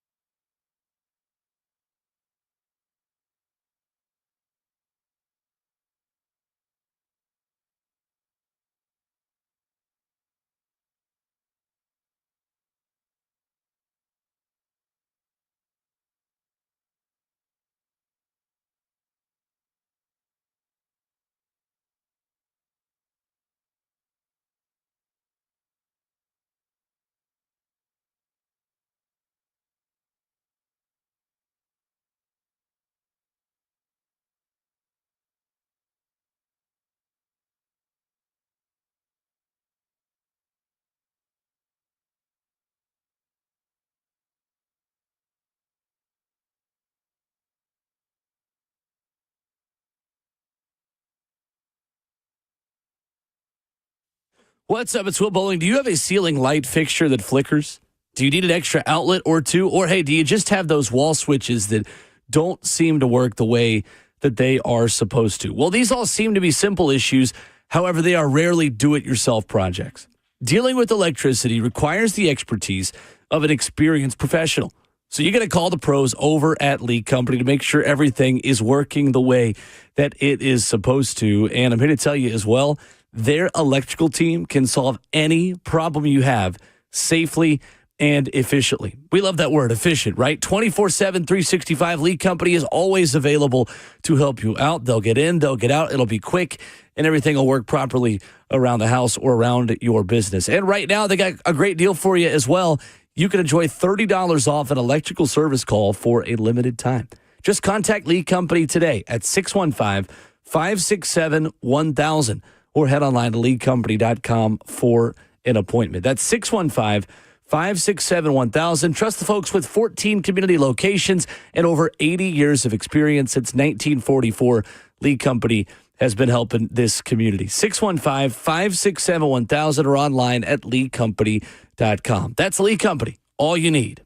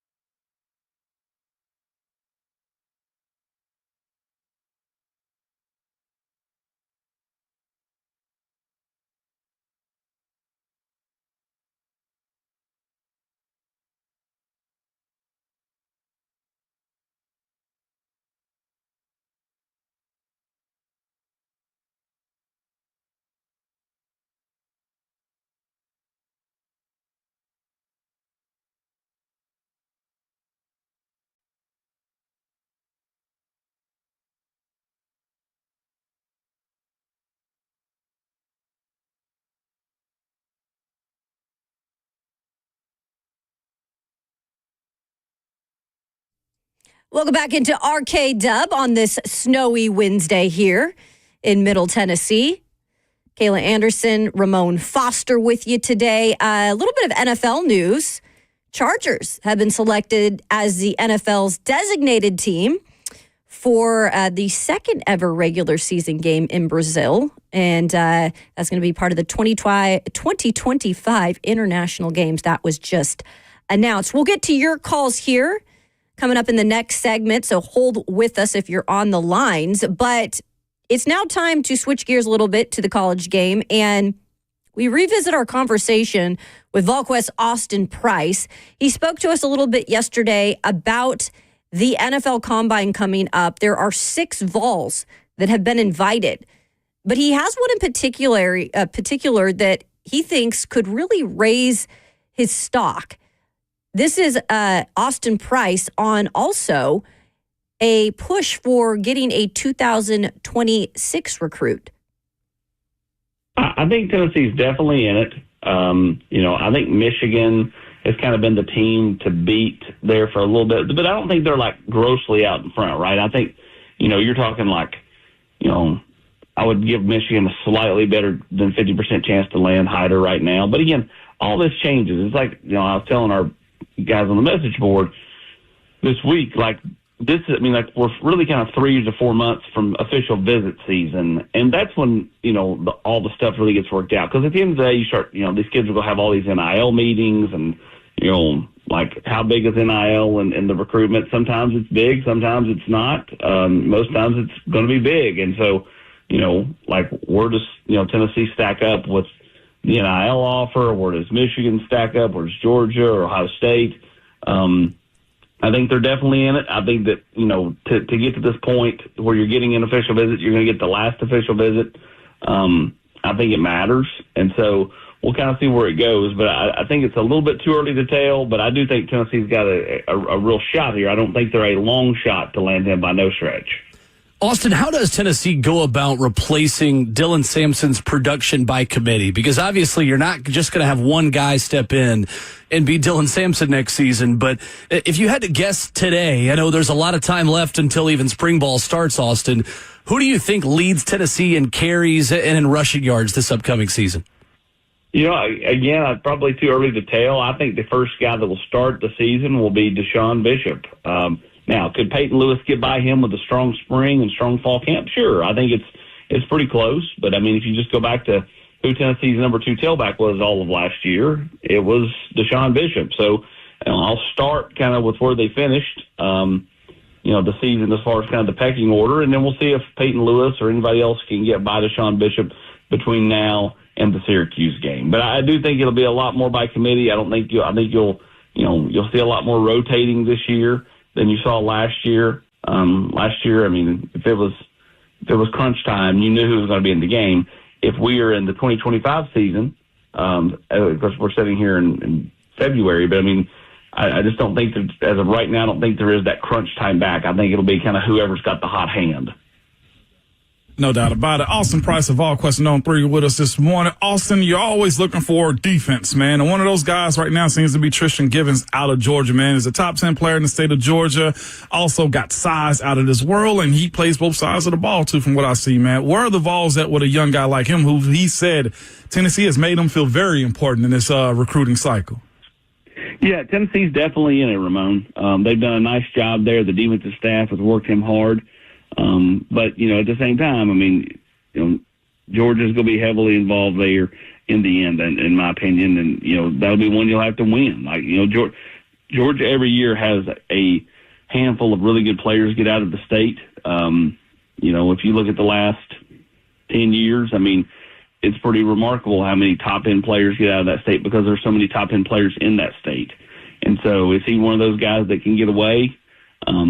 Potentially. I think the more Tennessee can get him to campus, the better shot they'll have. No doubt about it, because I looked at his on-3 prediction, and Georgia wasn't anywhere on there so far. So I was just like, okay, are they waiting until they have to go in? Because it seems like that's what Kirby Smart does, is wait till the last minute to show you his rings and why he's that guy. We'll see what that looks like moving forward. Absolutely. We've been having a conversation for like the last week and a half about one particular prospect going into the NFL draft. That is Travis Hunter. And we also have a guy in Tennessee that's trying to do similar things, right? And Boo Carter. And for the most part, you have been on Boo watch with a lot of things that go on around UT with him. Austin, how, in your understanding, is it going to work out for a guy like him that's trying to play both ways now at UT as it pertains to what Travis Hunter has done too? Have you heard coaches say this is hard, or will it just be, hey, give him as much as he can handle? I think it'll be give him as much as he can handle. I mean, Tennessee obviously needs him in the defensive secondary, and so like that part will remain very, very important. But, Boo's going to get a shot, especially starting this spring, to prove he can be an asset on offense. And if you know anything about Boo Carter, you know that when he sets his mind to something, there's a pretty good chance he's going to accomplish it. So he's locked in on that offensive part this spring, and I'll be shocked if we're not hearing really good returns as we exit spring. Sounds good. Our good friend Austin Price joining us this morning on RKW, as he does every Tuesday at this time. So we've got the NFL Combine starting up next week in Indianapolis. Austin, you've got 6 players from the Vols program headed up there. Is there one in particular that you feel like can help their draft stock? Yeah, I think it's Dante Thornton. Oh. I got a text from an NFL coach about him yesterday. And, I think Dante Thornton is someone who, has really good size, has elite speed. Can he show the route running, the wiggle that, the NFL coaches will be watching for? He's going to interview well. Again, he's got top end speed. There are certain parts of him that are going to really flourish. If he can show the route running and hands and stuff, then I think he has a chance to really, raise his stock quite a bit. When it comes to James Pierce Jr., and we've spoke to you about him before, didn't do a lot of media when he was at Tennessee. I guess, how big is this combine in terms of the interview process for him to keep his spot, in the first round and to maybe even build upon it, since it was a little quiet, towards the end of the year with him?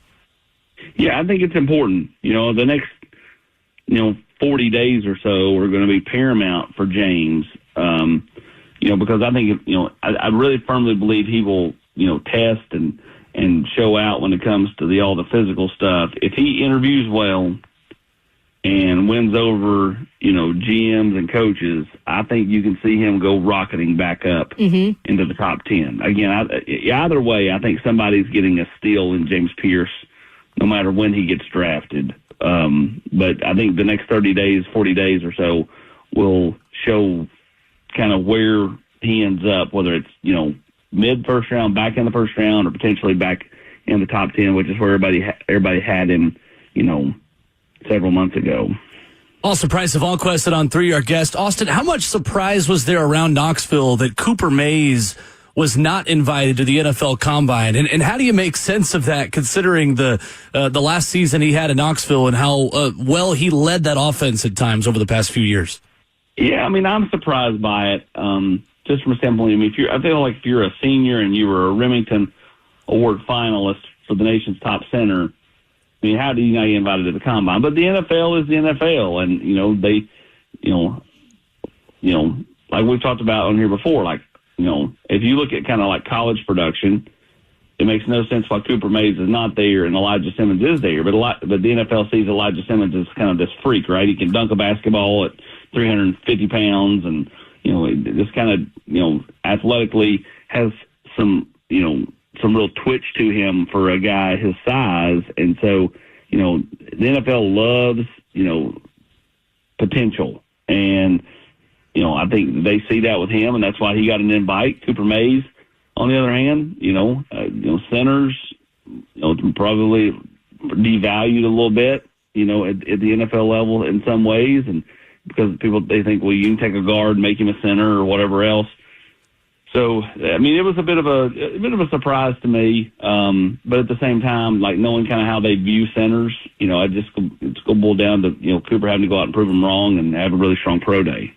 Also, what is the latest on Josh Heupel and Tennessee's search for a special teams coach, and is there any kind of timetable of that getting done?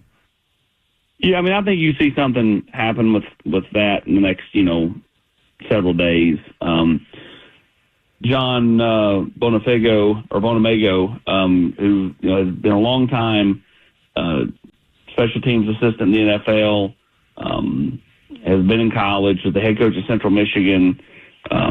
He seems like he's got quite a bit of traction out there right now with Tennessee. And, I know Coach Heupel talked to TJ Weist. He talked to John, and obviously, Evan Crabtree, I think, will have a role in special teams as well, who's currently on the staff. And so I think you see something happen in the next several days.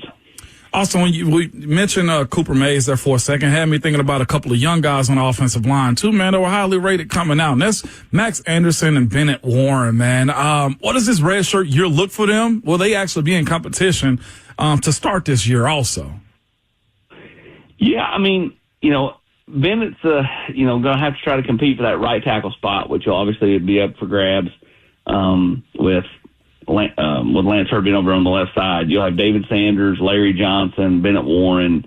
I think the big thing for Bennett Warren is just to, continue to progress and continue to grow. Max Anderson will obviously, have a shot to earn playing time at guard or potentially center. I mean, Tennessee's got to figure out, what they're going to do at center. Are they going to, make Sam Pendleton the Notre Dame transfer the center? Are they going to do somebody that was already on the roster? Which, I mean, at that point, you look at, William Satterwhite, you look at Max Anderson, you look at Jesse Perry. What do they do there? And kind of what's the trickle down after that? You would imagine Wendell Moy, the Arizona transfer, will be at one guard. If Pendleton's not the center, I would imagine he'll have a real shot to be the other guard. And then again, Hurd at left tackle. What's right tackle look like? Which again, that's where Bennett Warren would be vying for. And then what's center look like? What does Tennessee do there? Austin Price is with us. Great work that he does for VolQuest.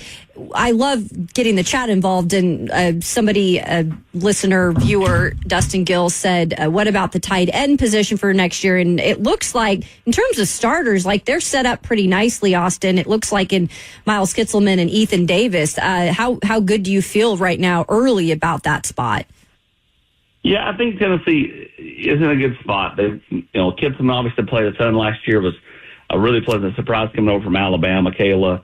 And then, Ethan Davis has continued to progress. Obviously Holden Stays decided to leave because, he didn't want to be a part of a crowded room. They're going to have to, see what they got out of Cole Harrison. Mm-hmm. There's a lot of hope there that maybe they found kind of a diamond in the rough, kind of like they did with Kitzelman with Cole Harrison. And then you got somebody like Deshaun Brame, and Jack Van Doorslayer, both as true freshmen here early, going to go through spring practice, and you're going to find out real quick, is one of them ahead of the other? Is kind of where are they at? Can they help this team this fall, and then go from there? No doubt about it. Austin, also, we're mentioning a lot of like veteran dudes that have left this year. Cooper being one of those guys. Spraggins, like, where is the leadership going to come from for the offense this year as it pertains to guys that have been there, the expectation of play? Because I was told by somebody once before, we were discussing old UT in my era, and I had a guy that worked for us say this, who's now in the pros, like, you had a bunch of guys that came in that didn't pour back into greatness, didn't understand the ramifications of what it means to lead and hold guys' feet to the fire, man. And I said, you know what? You're possibly right on that. Like, to be good, guys got to pour in. Where is that coming from a leadership side of things with the Vols offense specifically? Well, I think it's a great question, and you bring up a great point.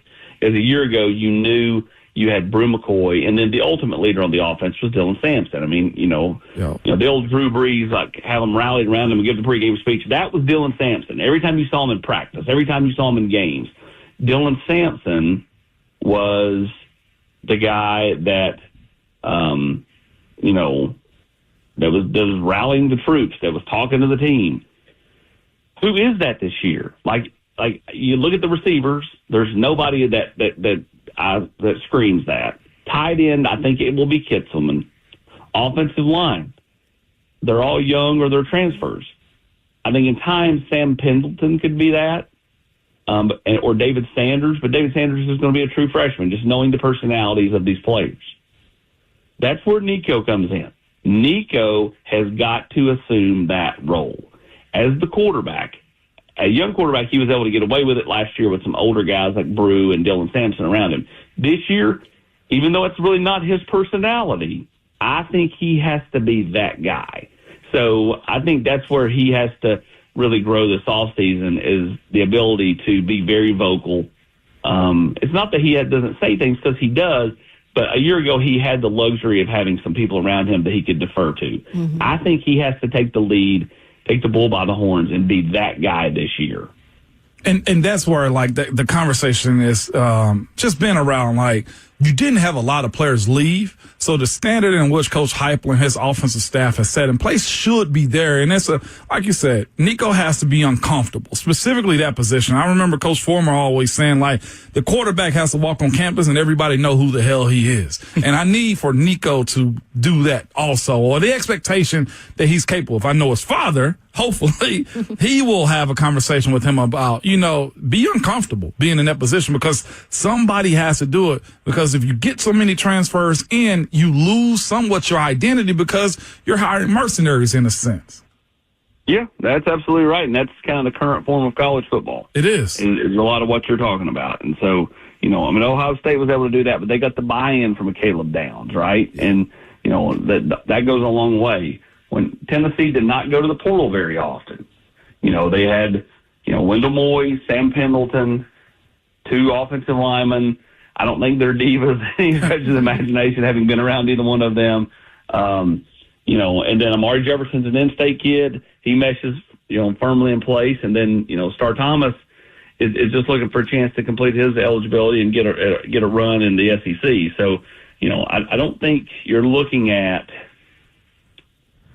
anybody that, that doesn't mesh or doesn't buy in, that came into this program through the winter wave of transfer portal, which means they just have to build around that. But they have to have some leadership step up, especially on that offensive side. Defensive side, you can look at a number of different guys that could be potential leaders, like an Arion Carter, Jermon McCoy, Ricky Gibson. That's, the offense is probably a little bit, kind of probably finding their way, which is why Nico has to be that guy. That was Austin Price of VolQuest joining us. And just an update about the special teams coordinator position.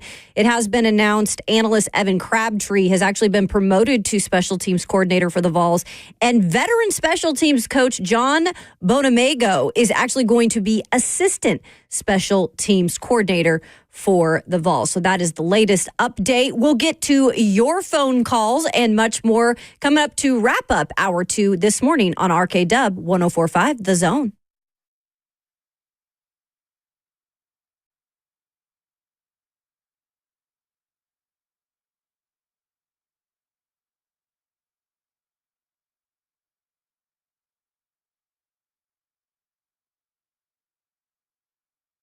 Hey, living in Nashville, we all know this. It is the best. And while it is a growing city, you still want to work with people that you trust, including a real estate agent. And that's why you need to check out my friend, Bernie Gallerani. Bernie Gallerani has years of experience. He knows the neighborhoods and cares about your buying and selling goals. In fact, Bernie guarantees to sell your home in 30 days or less. Or guess what? He's just going to buy it from you. Finding the right home takes time. And for Charisse, that meant 6 months of searching for the perfect place. From day one, the Bernie Gallerani real estate team was patient, answering every question and making the entire process smooth and stress-free. So when Charisse was ready, they found her perfect home.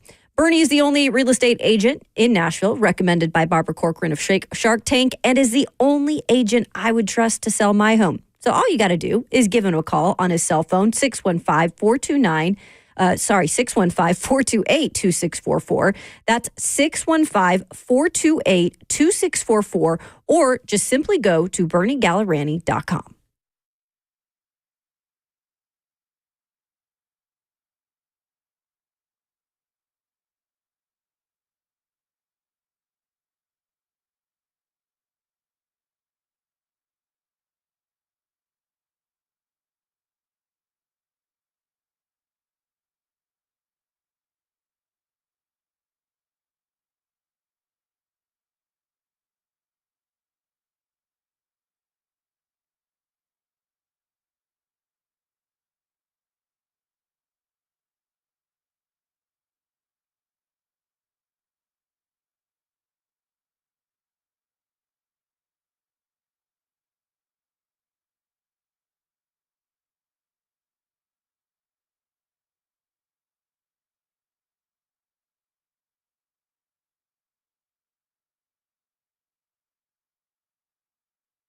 Hey, it's Will Bowling. If you've been looking for cars and you see the words buy here, pay here, maybe you're thinking, it's not really a place that I want to go. And look, I get it. Most of those dealers, they come with certain reputations, right? But I'm here to tell you there is one place you can go.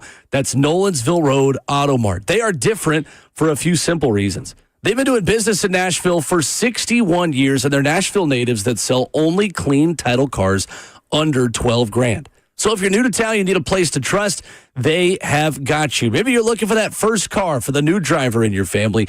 They can do that too. And don't take my word for it on its own. The Google reviews, they are excellent as well, and that is saying something for a car dealership. One location on Nolansville Road, close to Thompson Lane. They'll get you in and out in an hour or less. And the best part, they're the oldest buy here, pay here in Nashville, and they work with your financing if you've got it. 615-242-1279.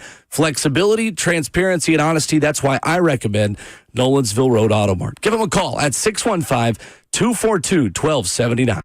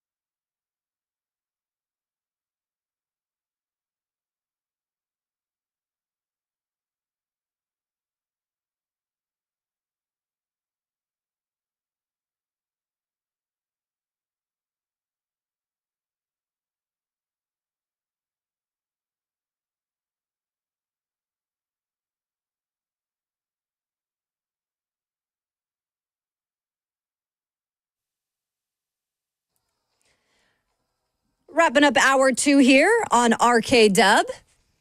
Hopefully you're getting through the snow okay this morning, or maybe if you're at home, it's your chance to join us on the F&M Bank chat for the first time. You can stream us live on YouTube, Twitter, Twitch, and Facebook. We'd love to have you in. No doubt. So absolutely. We revisited that conversation with Austin Price, and I actually just updated. I don't know if you made it back from Zeus's runaway, but I updated on the special teams coordinator that was promoted, and obviously the assistant that was hired. So you've got some of those guys in place now. Before we get to Braxton and Shelbyville, what the heck just happened? Zeus ran away? What's going on? Dogs gone wild today. Before his update, too, it slipped through the cracks a little bit yesterday, too, Caleb, but Tennessee's cornerback Willie Martinez is also receiving a 2-year extension. That's right. He's being re-signed for the next 2 years, and also strength coach at UT, Kurt Schmidt, also got a 1-year extension also, too. So I missed that one. I'm not sure if you said it either, No, Kayla, I didn't. So thanks for updating on that. Yeah. I was wondering about Coach Martinez and the strength coach, Kurt Schmidt, too, if they were both going to get re-signed. So everybody's back at this point, too. But yes, Kayla, let Zeus out. And he's a dog right now, and he's older. Zeus is 10, and he's in his ways, right? So also our invisible fence isn't up. So it's partially my fault, too, okay? After a while, it just kept getting shredded. I was like, look, I'm not putting it up. Zeus doesn't run away, until he realized, Kayla, that the invisible fence is down. And I sent you guys the picture. The picture is great. He's down by the neighbor's house. At their front door, Kayla. Bert pointed it out to me. I didn't even get a chance to look at the picture in totality.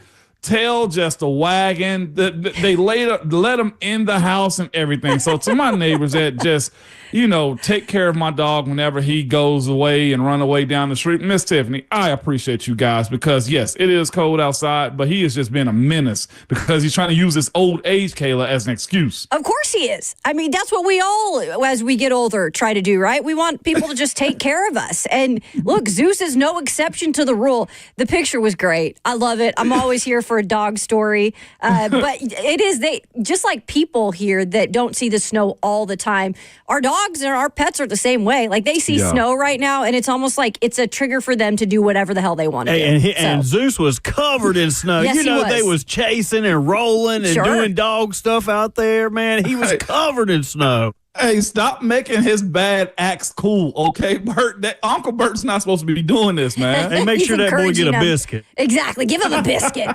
Give him a damn biscuit.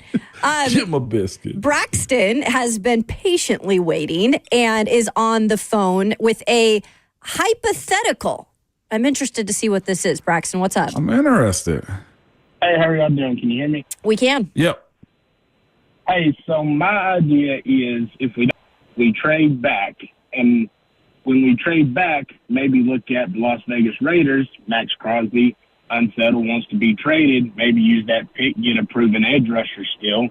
And the quarterback we could sign this offseason would be Kirk Cousins. And I know everybody's terrified of Kirk Cousins, but the Steelers signed Russell Wilson for little to nothing for last year, and Kirk Cousins wouldn't cost us hardly a dime just because Atlanta gave him so much money last year. So if my number one scenario is take Abdul Carter, but if not, maybe you see if the Raiders want to trade Max Crosby, or we can get Garrett Wilson and then sign Kirk Cousins to build the team out. Thank y'all. Listen to you guys every morning. Love listening to you guys, and really appreciate all the T-Dot workers out there plowing the roads today. Absolutely, no Braxton. Shout out to T-Dot. Shout out to T-Dot. They're doing a fabulous job, by the way. They done plowed all the roads by the station. So on the way home, it'll be a whole lot easier for you, Kayla. All right. Very nice. And Braxton, we kind of brought up the Kirk Cousins scenario yesterday, and I know you're probably tuning in for that. But in terms of a trade back, you first and foremost, you've got to have a partner, which I do believe the Titans will probably have at least one partner, right? Because there are a lot of teams that need a quarterback in the top 10 right now. But it's just how much are those teams willing to give up? And I think the Titans aren't going to just settle for the minimum, because you only get the number one pick so often. They've got to be able to get exactly what they want if they trade back. That's a lot in terms of a Max Crosby or a Garrett Wilson giving up a player involved in that. If that's part of it, yeah, I would say give me a third and give me one of those players. I'm in. I just think it's really hard for an organization in terms of anybody to give up a key piece like that. But never say never. Yeah, no doubt about it. That's like having the Raiders give him up is almost like the Titans giving up Jeffrey Simmons in a trade. And most Titans fans are going to be no. Like, bad teams, it ain't much good that comes out of it. So the good that you have is almost like, well, why would we be worse? Now, I'm with the idea that if you do give up their number one pick going back to 6, if they didn't want to give up draft picks, a player has to come with it. But, of course, in my personal opinion, you also take on Max Crosby's contract, right? Yeah. And I think he may live here or at least visit here or something like that. So you got to worry about the housing stuff. But I just think some players prefer certain places, and he's getting up in age too. So I know winning is going to be a big part of it too. But if you paired him with Jeffrey Simmons, there's a different conversation to be had. It's just that as far as player assets, that's hard to give up in a trade more times than not, man, as it pertains to switching draft spots. And I think this front office is probably going to be into building with their own instead of going to get somebody else's too. That's the way I view it. Yep. A good way to look at it, but a great point there by Braxton. Yeah, it is. And we're encouraging you guys, if you want to call in this morning on this snow day, you can. 1045, the zone is 615-737-1045 is that number. So as we start hour 3, guys, there is an interesting point. Adam Schefter was talking yesterday about this. In terms of Matthew Stafford, that is still not off the table in terms of a possible trade happening with him. How could he really set the ball rolling when it comes to these free agent quarterbacks? We'll get to that and much more this morning on Ramon, Kayla, and Will, 1045, The Zone.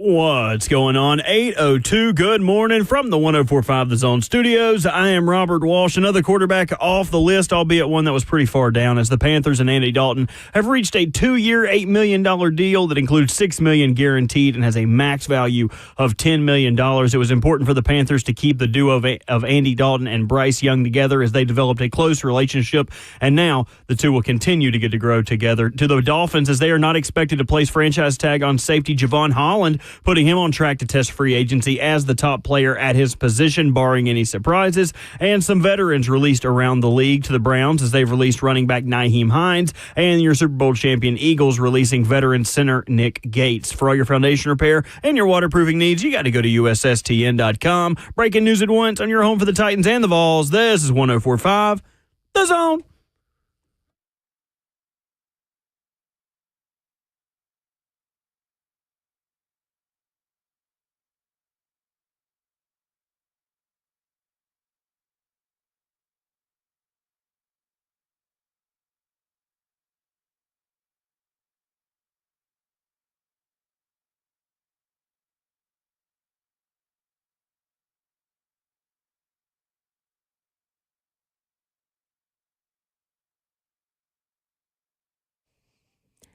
Good Wednesday morning. It is hour 3 of Ramon, Kayla, and Will. We appreciate you tuning in or listening. Maybe you're watching us on the F&M Bank chat this morning on YouTube, Twitter, Twitch, and Facebook. You can always chime in there. I'm Kayla Anderson. We've got Robert Walsh behind the glass, making it all happen on this snowy day in Nashville, and Ramon Foster. He is cooped up there in Hendersonville as they've gotten a lot of snow as well, chasing down Zeus. He's been a bad boy this morning. But we're all just trying to make it work on this hump day. Did I sound like Slay there? Yes, indeed. I heard you did right there, Kayla. Good on that one, man. Yeah, I had to go grab the dog real quick, man. Look, all he's doing, just doing what he's supposed to do, and that's just being a dog. It's on me to get the invisible fence back up. But ever since I've been giving him his CBD treats and everything for his joints and everything, Kayla, he has just been mobile and agile, and he'll just do something some days. Just like, really, dog? Like, he really acts like an old man. He's a 10-year-old Rottweiler. And one, that's a blessing to have him be that old too, and being a Rottie also, because bigger dogs don't usually last that long. I hate to say it like that, Kayla, but big dogs usually make it about 8 years old, but he's 10 and doesn't clearly, from this morning antics, he showed no signs, Kayla, of slowing down. So shout out to my dog, man, even if he does become a runaway from time to time. Absolutely. We let dogs do what the hell they want to do, because they should rule the world. I'll tell you this, Moan. You would think big dogs end up leaving us a little earlier than they should, but I had a black lab, and her name was Ruger, and she lived to be 19 years old. That might be a world record. And she was a sweet dog, man. We used to feed her table scraps, didn't matter what it was, green beans, chicken bones, bacon grease. My dad used to think if you fed the dog, and this might be true, hell, I don't know, but if you fed the dog bacon grease, it'd make their coat shiny. So she had bacon grease on top of her kibble every morning. And it's like everybody's granny that lived to be 100 years old that smoked a pack of Marlboros and ate country ham for breakfast every morning. Sometimes I wonder if all the healthy stuff we do now ain't counterproductive. Might not be. I ain't the scientist. So there's what did Willie Nelson say? There's more old drunks than there are old doctors. So. Exactly. Well, Willie Nelson would know best. He's still alive. So still alive Bert, and to kicking. your point, I have heard that about the bacon fat on the dog too. Look, Kayla, if it ain't real, then I'm gonna treat it as real too. Because Bert sound like my people. It sounds true to me, and Zeus got a good coat. So exactly, hey. I might be doing that now for Red's coat. He needs a little shine on that. We are going to have an interesting conversation. I want to play a bit from the Adam Schefter podcast about Matthew Stafford and the efforts to try to get him to stay in LA, although it's not necessarily a done deal by any means yet, and how that could set the free agent quarterback market in motion. But first, we're going to get out to our good friend Mike in Cleveland. I'm wondering if there's snow up there right now in old Cleveland. Mike, you with us? Yo, of course it's snow. I've been dealing with snow all this week. Y'all just got an inch or two. I don't know how much snow y'all get down there. Like a few inches?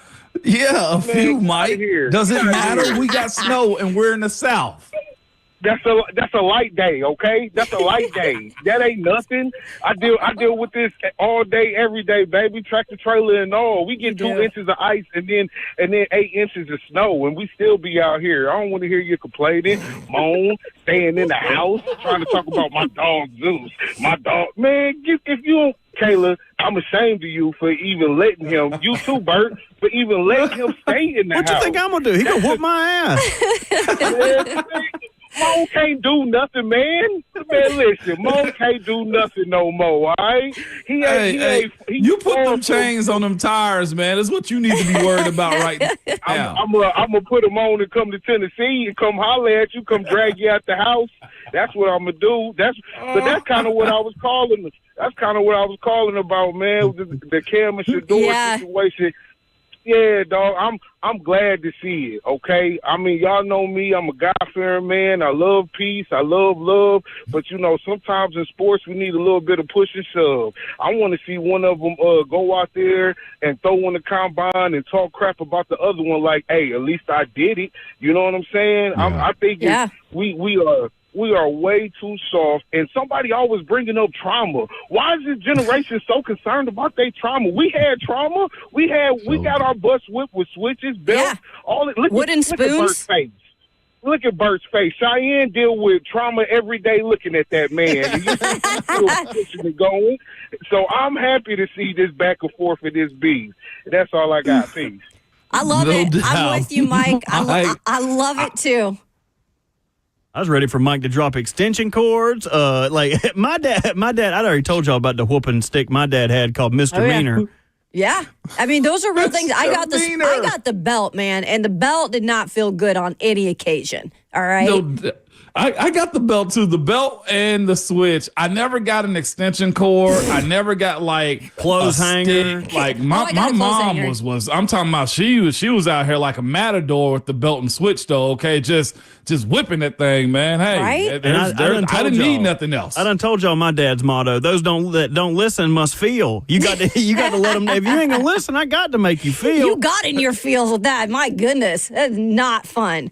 It's nothing more relieving though when you know that like that was your last butt whooping ever though. Like as a kid, like when I turned 13, I was just like, yeah, try it now. And I didn't say that out loud, but like I knew it wasn't gonna hurt as bad at 13 because I was already playing football and everything. But I wouldn't say that out loud though. Okay, just so you know. Well, here's what I wonder. Did Adam Schefter get a whooping growing up? Because some of the things he does, I don't think he did. Yeah. I was like, I think he needed like a spoon to his you-know-what every now and then to whoop him into shape.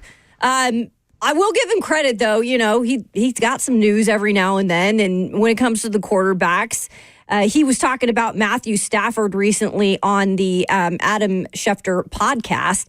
And we're still wondering what the heck's going on with Stafford. Is he going to get a deal from the LA Rams? And if he doesn't get a deal, where would he possibly go? Could he be a fit right here in Tennessee? And then who goes to the LA Rams? Well, he has an idea here. Listen in. What stands out to you the most about all the QBs that are available? Well, what's interesting is people have said to me, what is the biggest storyline this offseason? And sometimes it's hard to see what's coming, and sometimes we don't know what that will be. But going in to the offseason, I think you have to say unquestionably the biggest storyline is the fact that there are 3 veteran quarterbacks out there with at least 350 career passing touchdowns in the NFL who now have unsettled futures. That's Matthew Stafford. That's Aaron Rodgers. That's Russell Wilson. Matthew Stafford and the Rams, as we tape this Tuesday morning, February 18th, they've been trying to see if they can work out a new contract. And if they can, Matthew Stafford will remain in Los Angeles and he'll remain a Ram. But he's due $35 million this year. None of it is guaranteed. And it's up to those two sides to figure out a number that the Rams can live with, that Matthew Stafford is more comfortable with, that would enable him to continue and finish his NFL career with the Rams. That's the goal, I believe, of both sides. Now, that could change very quickly.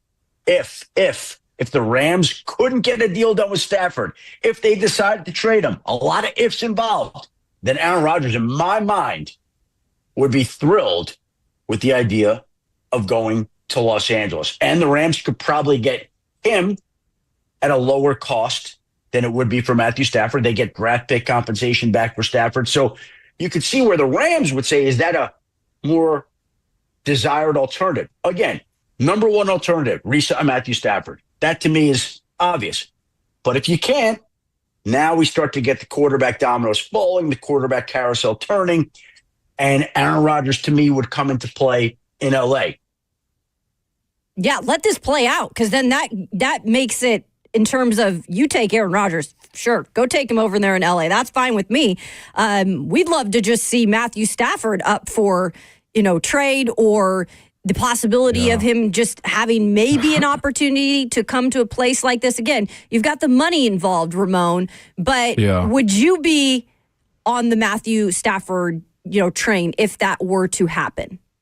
As far as it being a trade, no, absolutely not. If he's let go, Kayla, you got to figure out a number that's going to work for him, that he'll want to come to Tennessee. Yes, I'm not into giving up draft picks to get Matthew Stafford, because again, it boils down to, yes, he will help you win. Yes, he'll help you do some things, but it also means giving up picks.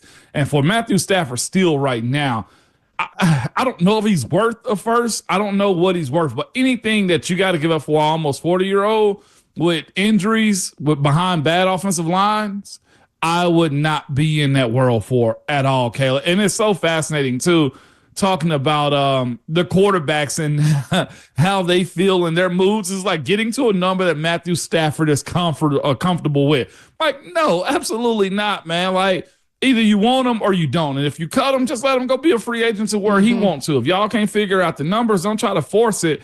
And if I'm the Titans, like, that doesn't signify a true rebuild if you're going to trade for Matthew Stafford and giving up assets. Right. It was different from when Detroit did it back in the day with LA, right? I mean, those were two quarterbacks. He was at the time obviously younger. It's almost like he needed a reset in his career, and it paid off for LA, and it paid off in my eyes for Detroit. But those kind of trades are very rare when it comes down to it. But those are also different organizations that were in different times of need. And you're right, the Tennessee Titans are in a need of building for the future. And it's almost like if you're giving up picks to do that just for a quarterback with the name, it's not necessarily going to probably work out in your favor. And it's that part for me, Kayla, a quarterback with a name. Like, you don't have to do this every single time. And I know the name makes you very comfortable as you walk into the stadium on Sundays, but here's the thing. You got a 40-year-old in Aaron Rodgers, and you got an older player and Matthew Stafford also that's had injuries behind bad offensive lines. Your offense isn't formatted for these two dudes to be successful without me seeing the rest of the free agency, and especially not with a young offensive line either, Kayla. You know what I'm saying? And here's the other thing. Don't have FOMO if they do cut or trade Matthew Stafford and Aaron Rodgers goes to L.A. and he does well there. It's a better suited team. That was a deep playoff team this year with the Rams, right? So, no. You're not going to do, I won't say deep playoff team. I didn't expect them to make the playoffs this year and have the year that they did with the young guys that they have on that roster. Coming up next here on RKW, we revisit our conversation with 33rd Team's Steve Palazolo. He has great insight.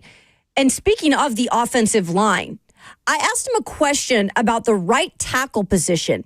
If the Titans could indeed find their starting right tackle in this year's draft. Interesting answer from him. That's coming up next here on RKW 104.5 The Zone.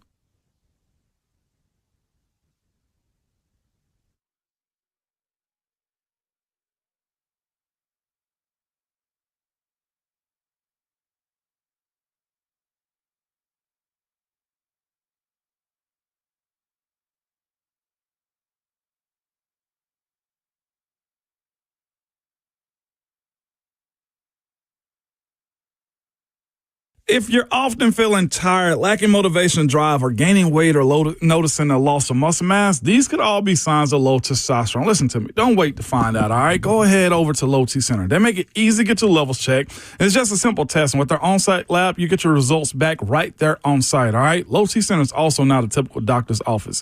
Their physicians specialize in treating low T with testosterone replacement therapy or TRT for each patient. The experts at Low T Center have over a decade of experience helping patients. It's super important here. The personal treatment plans are optimized for each patient. These aren't just basic standard treatments. No.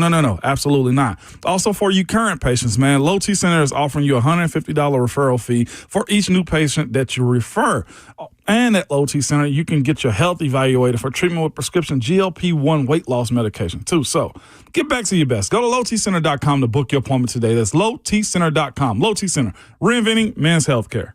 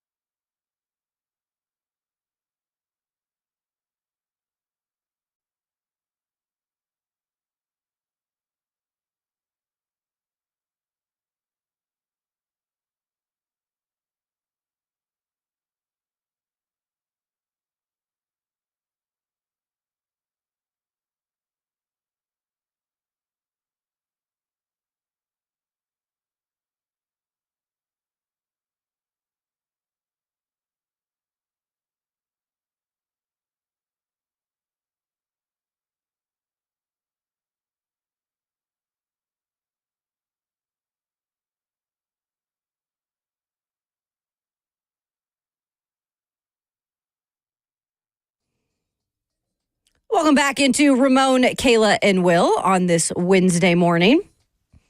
We spoke with Steve Palazolo, our good friend of the 33rd team yesterday. Had a great conversation when it came to just checking in on the draft and some of the things that he's looked at in terms of film. So we talked about the edge position that we'll get into, but we start with the conversation of quarterbacks. And who does he feel like should be the first quarterback off the board, Cam Ward or Shedeur Sanders? I think I'm Cam Ward. I am early in my process as far as going back and reviewing everything that they've done. But I think there's that upside factor with Ward and, some of the big plays that he's able to create inside, outside the pocket, the arm talent, everything he has there. I think the ability to elevate Miami the way he did, I think he elevated Washington State and Miami and just did a really nice job given the supporting cast that he's had through the years. Now, I don't think he's as clean of a prospect as maybe even the top 4 or 5 guys last year. I think that's pretty much what a lot of people agree with. Last year's 6 quarterbacks who went in the first round, and then, QB6, Bo Nix had a great year. But I would say Cam Ward right now I would have above Shedeur. So, Steve, it's interesting. We talk about fit and we talk about systems, and Shedeur Sanders seems, from people a lot smarter than me, to be a fit for what Brian Callahan wants to do in his offense and what he did with Joe Burrow in Cincinnati. How much does fit matter for these quarterbacks specifically? And I ask the question because there's no guarantee Brian Callahan's going to be here in 2 or 3 seasons. So for you, as you evaluate the fit for the Titans specifically, how much does that matter through the process? I think it's, with quarterback, I think it's one of the most overrated things generally. Because of what you said, right? You don't know who's going to be there in a couple of years. I think what did Joe Burrow do in Cincinnati?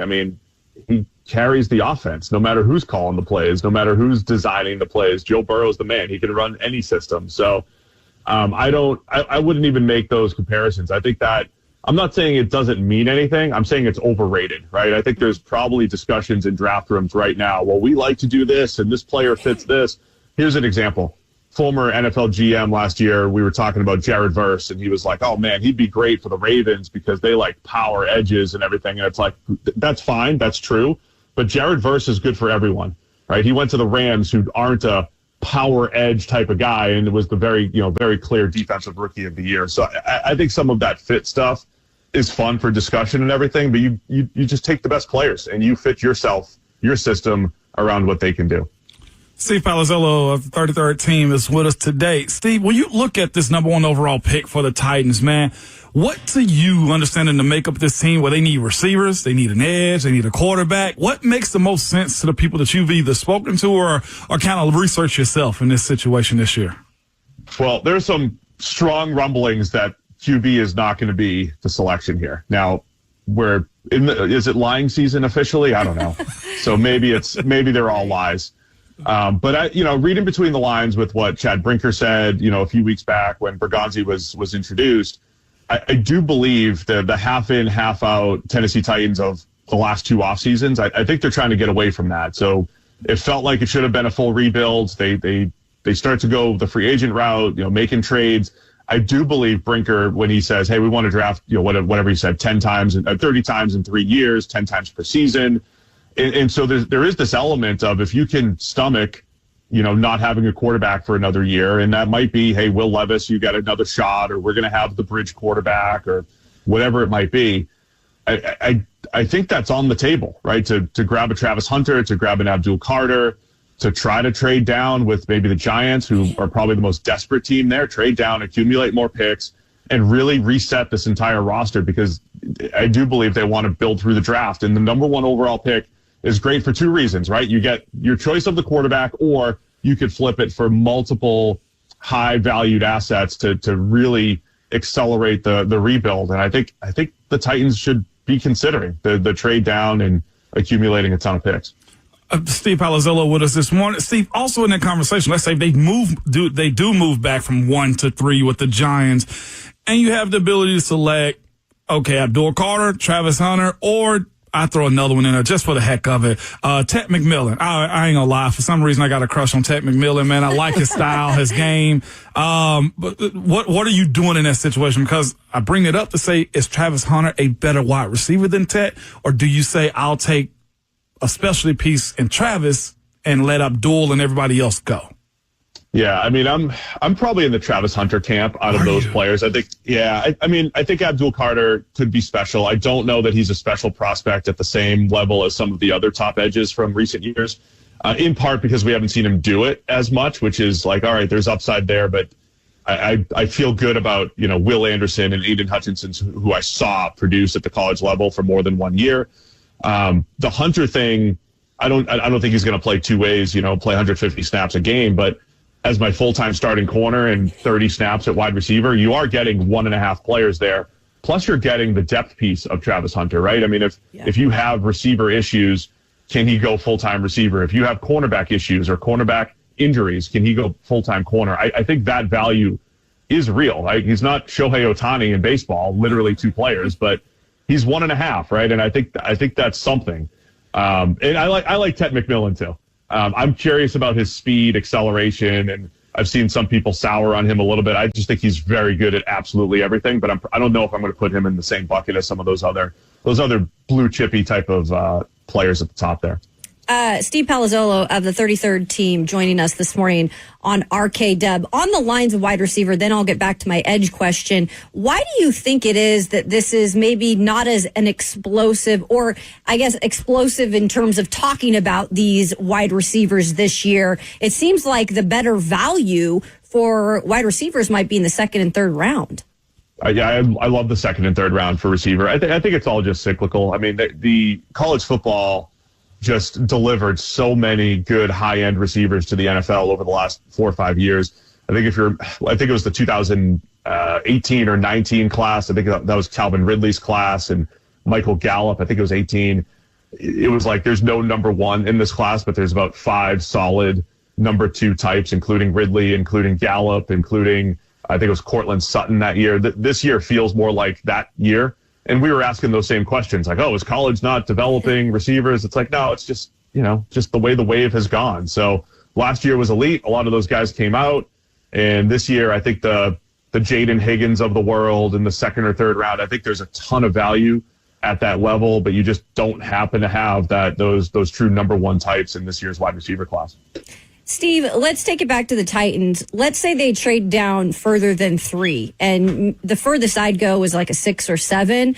But if you do that, you can clearly pick up some more draft picks, which they've made it clear they need. But I'm looking at edge Jalen Walker out of Georgia, and I know you have seen some film on him. What do you think about in terms of him being a starter and his upside? I think he's the most interesting non-Travis Hunter player in the draft, Jalen Walker, because he really played half edge and half linebacker at Georgia. You don't really see that a whole lot. Remember, Micah Parsons was a full-time linebacker at Penn State and then came into the NFL as a linebacker, and then they were like, wait, you're one of the best pass rushers in the NFL. You're an edge now. And so most players don't do both, right? You don't actually morph back and forth. It's 2 different skill sets. Walker was literally doing both for Georgia, early downs, playing off-ball linebacker, and then rushing the passer. And so I think you need a defensive coordinator. You're either putting him at full-time edge in that old school 3-4 outside linebacker type, or he can drop into coverage. He's very athletic. You're either doing that or you're using that movable chess piece on defense where there's only a handful of schemes, like the Brian Flores type of high blitzing schemes that are really going to do that. So I think that makes Walker's projection difficult because he's actually inexperienced rushing the passer and he's inexperienced as a linebacker. And again, as a data guy, I just like to see a lot of evidence of a guy playing at a high level, probably at what he's going to do at the next level. Doesn't mean he can't do it. It just means, I think there's just a little bit more uncertainty there. So I love Walker and the idea of Walker as a player. I don't know if I would love to be the team that picks him in the top 10, but he's got incredible potential. And I think, could be one of the better pass rushers in this draft. We just haven't seen a whole lot of those pure pass rush reps from him at Georgia. Steve Palazolo of the 33rd team, our guest. Steve, we played a game of Will Levis or this morning, of would you rather have Will Levis or, and then we just inserted a bunch of free agent veteran quarterback names into the mix. 61% of our audience would rather have Aaron Rodgers than Will Levis at quarterback for the Titans next season. Do you think the Titans should be involved in the Aaron Rodgers sweepstakes? I don't. I mean, if they're truly trying to rebuild, I don't think that's the way to go. And as much as I keep saying I'm a data guy, Aaron Rodgers has me rethinking that because everything got worse with him as the starting quarterback of the Jets. And on the field, I mean, he throws the ball fine. You know, did he regress last year? Yeah. I mean, he looked a little bit worse physically, but it's not like he's cooked, right? Like when you saw Drew Brees at the end of his career, you were like, man, he can't throw the ball beyond 10 yards. He's done. Rodgers doesn't have that. But you just saw it was his offense that he brought in. His offense was terrible at creating easy throws, at actually scheming it up. It was a whole bunch of just, hey, one-on-one down the field, low percentage shots. And Rodgers is good at those, but that's not, you don't want to build your whole offense out of that. And he brought all his friends. He brought his offensive coordinator. The defense got worse. And I felt like I just wanted to blame him. Blame all of it on Rodgers, right? And that's not a data-driven approach, but there's probably something to that leadership and leading a team and carrying the team and setting the tone and how much power you have versus the coaches. To say what you want about Tom Brady, Patrick Mahomes, those guys are coached, right? They fit with whatever, you know, the leadership is doing, and then they elevate it. I don't know if we're seeing that from Rodgers. That does not feel like a fit for Tennessee. And honestly, I don't think it fits a lot of teams. Like, does he go to the Raiders with Pete Carroll where they're trying to reset the culture? I don't think so. So I don't know if there's a great fit for Rodgers anywhere across the NFL for teams that are trying to rebuild. So, Steve, who is the fit then at quarterback or the type? Because we've had discussions about Justin Fields. Likelihood of him going back to Pittsburgh seems pretty strong. There's Daniel Jones out there of another reclamation project. There's Sam Darnold on the very expensive route. What kind of place in the quarterback market do you feel like is best for the Titans? Yeah, I mean, you're choosing one of two things, right? You're either drafting a quarterback, which gives you hope, and it doesn't mean he's the guy, but it's just like, hey, it's Cam Ward, it's Shedeur Sanders. We're going to build around him over the next couple of years. Or it's the bridge quarterback. And look, Sam Darnold may have been the best bridge quarterback in NFL history, right? He was signed for 1 year, $10 million. Hey, we're going to draft somebody. We need a starter just in case. And Darnold goes out and puts up a near MVP caliber season. That's the best possible outcome. And so if you do that with Daniel Jones this year, hey, bridge quarterback, come in for, $15 million for a year, whatever it is. I don't know what his market's going to be, but that's all you can hope for is he's bridging you to the next guy. He's buying you some time so that you can load up this roster so that you can go get the next guy, right? So I think a Daniel Jones would be fine. I would be interested if, Brian Callahan does make a push. I talked to some people that were like, hey, if I'm Brian Callahan and my job could be on the line here, I would make a massive push for Sam Darnold and give him the multi-year deal and, say, hey, if Kevin O'Connell can get that out of him, I can do it too. And I don't know if that's the best play, but man, Darnold looked really good for 16 out of 18 weeks last year. So that would be an interesting one. If you sign him and accumulate all those other picks, maybe you get that infrastructure around him where Darnold can have success somewhere else. So I think the Daniel Jones, Sam Darnold route is something, but ultimately a Daniel Jones, a Justin Fields, some sort of bridge quarterback, I think is the play if they're not going to draft somebody at the top. Steve Palazolo with us this morning. Steve, hearing you and us and everybody talk about draft season, man, it seems like there is not like an unprecedented, sure shot when it comes down to these guys. As you're like, you love Travis. Like, who is to you the best player that you feel comfortable with drafting in the top 10? I won't even go number one in the top 10 as it pertains to this draft this year. Yeah, you're right. I mean, it doesn't feel blue chip heavy this year's draft. I think Mason Graham, the defensive tackle out of Michigan, really? Now. I think, he's outstanding. I think he has that I'm not going to say, how the Rams kind of reshaped their defensive line with youth and energy and all that stuff. I think Graham has that. And it's not just an energy thing. Like, he just doesn't get blocked. And, he is, I think he can rush the passer. I'm not saying he's Jalen Carter, but I think he's got that type of interior disruption. I feel really good about Mason Graham versus everybody else has various questions, right? Travis Hunter, where are you going to play him and what's his best position and how do you use him? Abdul Carter's only played edge for 1 year, so the upside's through the roof. He's still growing, but he's only done it for the 1 year. I think Mason Graham is the, quote, safest that I feel like, hey, that dude's going to translate at the next level. Wow. Steve Palazolo of the 33rd team joining us this morning on Ramon, Kayla, and Will. Steve, we just talked about the value you can get in the second and third round. They have a second round pick. They don't have a third round pick. And obviously the right tackle spot has to be addressed somehow. Is that in the second round where you go if you're the Titans to get that? And what can you find in terms of a starter? Yeah, I mean, just looking at the consensus draft board, you have the kid Ursary from Minnesota, who is like a fringe first rounder, and he's on the consensus board that I use. He's closer to 40 now, so he would be in range there. Cameron Williams from Texas is really inexperienced. I think he might be a year or two away. I think that's part of the issue with the second to third round tackles this year. Is I think they all have question marks, and guys like Cameron Williams, Emory Jones out of LSU. I think those guys are more developmental, and I don't know if Tennessee wants to go down the developmental right tackle route right now. My annual case for right tackle is Morgan Moses. I just brought him up in our last segment. Yeah. I mean, this is the thing. Every year I say, go sign Morgan Moses. The guy's dependable. He just started getting injured a little bit last year, but dependable. He's good, and you can't play whack-a-mole with the entire roster in an offseason, right? You can't solve every problem, so you have to find bridge quarterbacks or bridge right tackles. And I think Morgan Moses would go in there. Get you for a year. We'll draft and develop somebody where we can, but you don't want to have to force. You don't want to have to go into the second round and be like, man, we really have to get a right tackle. It's a terrible way to draft. So you got to fill those needs as much as you can in free agency. So I would try to stitch that together in free agency before getting into the draft. That was Steve Palazolo of the 33rd team. Great information there as we lead up to the NFL draft in April. I want to pick Ramon Foster's brain when we return about the offensive line on that right side. If it is smart to go the route of signing a free agent, if there is not a starter in this draft, you can still draft, but it looks like they still need somebody to start this year. Depth is also a concern. I'll ask that question to Ramon, and we're going to give a little bit of a giveaway coming up next. It is Winning Wednesday. We will let you guys know what that is, and you guys can call in. That's coming up next on RKW here on 104.5 The Zone.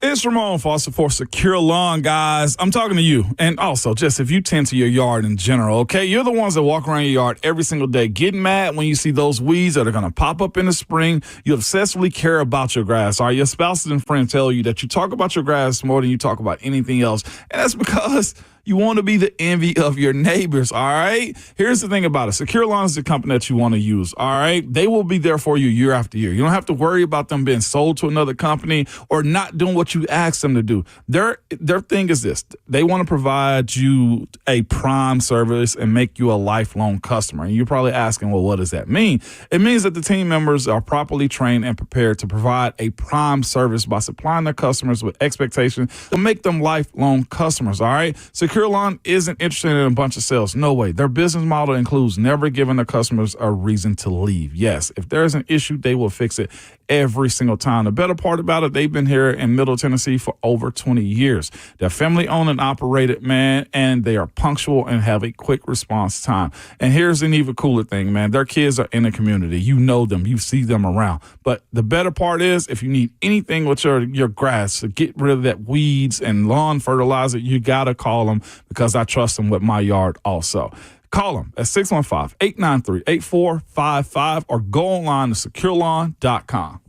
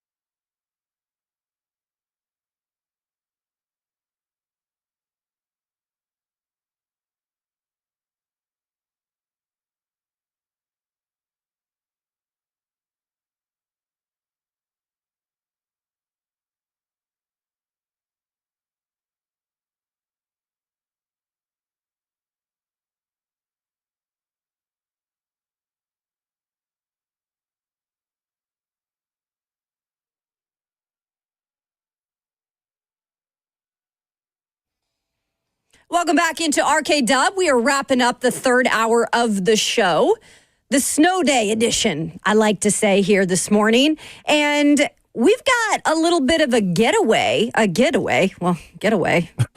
could do that too. A giveaway. It is Winning Wednesday. And with Athletes Unlimited Pro Basketball, that is where you can win 2 tickets to see this weekend's games at Nashville's Municipal Auditorium. Be caller 5 now, 615-737-1045. Of course, this is great basketball, you guys. World-class talent, playoff intensity of Athletes Unlimited Pro Basketball. It is right here in Nashville at, like I said, Municipal Auditorium. 5th of February through March 2nd is when this is going on. You've got all the stars: Alicia Clark, Sydney Colson, Lexi Brown, Jordan Hurlston. Everybody is out there. Tickets as low as $20, but you can win tickets for free right now if you call in 615-737-1045. Be caller 5, and you will win those tickets. So, Moan, I teased coming up that I was going to ask you about the right side of the line, because Steve Palazolo had an interesting thought about there's good value in the second and third round this year, but he wasn't sure if there was really a ready-to-go right tackle. What do you think about that spot and drafting that right tackle, second round? Would you rather have a vet that you sign in free agency to start? I think a vet is going to be necessary either way. I think you may end up having to get 2 veterans this year, too, because behind the starters that the Titans had, most of the guys are either on 1-year contracts or you were just unsure about anyway. So I look at this situation, probably have to get 2 through free agency, one that that can be a starter for you, and then another one that may end up being a rotational guy or a center guard, basically playing both guard positions and a backup center, because Lloyd Cushenberry is coming off this Achilles injury too, and I got 100% faith in him, knowing that the type of player that he is to get back 100%. And I do see Kayla. Look, I feel better if they went and got a draft pick at like number 2, a second-round tackle, if they had more picks. If they start draft night, Kayla, and they accumulate, 3 more draft picks, 4 more, depending upon what the deal is, I feel a lot better about a second and third round tackle than I do just going to get one in the first round again or in the second round, or even spending the 4th round pick on them, Kayla. I got a list of guys that I wrote down that could be a 1-year rental for the Titans, depending on their situation, because I do see them saving a whole lot more money than trying to just say, let's do a quick fix. Now, is Coach Brian Callahan into that plan? Is he also a part of that plan too, Kayla? Like, that's the part that I hate to keep speaking of, but you know this business like I do, Kayla. It ain't nice. And when you lose, man, they find ways to put you out quickly, and it might not be your fault. It's just the way the cookie crumbles sometimes. So the guys I have on the list is another dude that is coming out, 2 guys actually on this list that are coming off injuries. But the reason I put them on is because you may get them at a discount. And when their injuries were also had, they have enough time to get back too. One of those guys is right guard James Daniels from the Pittsburgh Steelers. He was a free agent acquisition to them 3 years ago, fulfilled every year of it this past year, popped his Achilles. Again, he's in a position where he ended up popping his earlier on in the season, so he has an opportunity to maybe be 100% by the time training camp comes around. So he's in a position. Also, you save money because he's coming off an injury, have to prove himself. Again, if it don't work out, you're probably at vet minimum anyway. Another guy that fits that bill too, Kayla, he's left tackle. And 2 of these guys I bring up that may end up being left tackles for the Titans, which means you might have to move our guy J.C. Latham over to the right, which I think he's capable of too. But that's Jedrick Wills. The last 2 seasons, though, for the Cleveland Browns has ended for him with a knee injury. So what is his health like? What is also his price like, considering he's a former first rounder? And do you want to move J.C. if you do sign him? I got another few ones before you go. Dan Moore's a left tackle free agent from the Steelers. I don't think the Steelers going to let him come back. Kevin Zeitler we brought up already, Kayla. Liam Eichenberg, a guard from Miami. I like his nasty style that he plays with too. He may cost you. And the last one was the one you brought up, Kayla, Morgan Moses at right tackle. So that's my short list of, hey, balance between money and age and years and what you want to do with those guys. So that's my short list of free agent offensive linemen. Yeah, that's a good list and a good topic that we can dig deeper into once we really start to hit the heart of free agency. Because, look, Ramon, as much as we are excited about the first overall pick with the Titans and it gives us endless radio topics, it is something that we haven't discussed as much in terms of this offensive line still has work to go. And it is a valid point by those that bring up, if you do go for the quarterback, number 1 overall, they still have to be able to come in here and perform behind an offensive line that is a work in progress. And it's not guaranteed to get better next year. I hope it doesn't get worse, but there are still holes to fill. There is still progress to be made out of some of these guys as well. I mean, J.C. Latham has to improve. He had a good start to the season. He had kind of the slump at the end. You have to continue to see Peter Skoronski take strides. You mentioned Lloyd Cushenberry. We don't know what to expect out of him coming off of the ACL injury. And then the right side, Achilles, excuse me. Yeah. The right side is a whole huge question mark. So to me, the more I talk about that offensive line and the uncertainties, I do somewhat talk myself out of taking a quarterback at number 1. Isn't it wild how we just can talk ourselves in circles? Kayla, I know the more and it's like that every single time I open up my dialogue, my monologue, our opinions, right? And we start speaking about situations and scenarios, and then you peel back another layer, and it's like, oh, well, we don't have an offensive line. Oh, we do have one, but this guy's injured, and then it's the money aspect of it. Oh, and then you're asking a rookie quarterback to come in and save the day? Yeah. I mean, that's the thing. It's a hard, harsh reality that Titans fans are living with right now, when all you should be is excited about and knowing exactly who you want at number 1 overall. And unfortunately, this is just not the season to really know exactly what they're going to do. It ain't. And I was in a group chat last night, man, talking to some friends of mine. And I was just like, man, they was asking about the number 1 overall pick and stuff. And I was just like, this is the worst year for the Titans to have a number 1 pick, number 1 overall draft pick, Kayla. Well, there is no real generational guy. There is no real standout. And and then your team. Yeah. It's not built up enough, Kayla, to where you do lean into the fact that, we're going to be all right if we pick this right player. Like when you're going through your comments on the offensive line, and you mentioned the right side, all I was just thinking is, well, do you just simply keep it simple? Do you re-sign Dylan Radins? Yeah.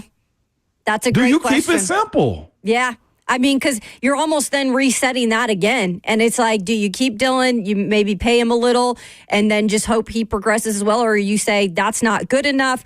We've got to either go find someone and draft, but you're doing it on both sides, or both right tackle and right guard if you're going to do that. So you are, and I'm going to see if I can look up the market value for a guy, Liam Eichenberg. He's 27 years old, has started in this league, played in this league is what I say. They got his calculated market value on Spot Track, Kayla, at 4.9. Here's the thing about him. That might be what Dylan Radins commands too, at about $5 million a year.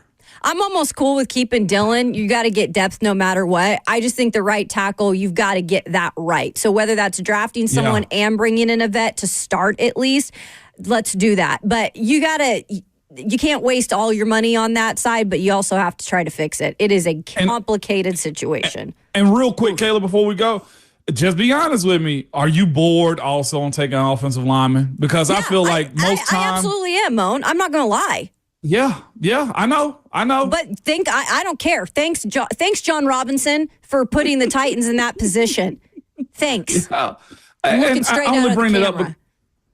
It's a necessary thing, Kayla, but it is. I get where the fans are coming from. You want the exciting pick. I get it. Yeah, I mean, I do. I'll tell you that much, but you got to fix that line eventually.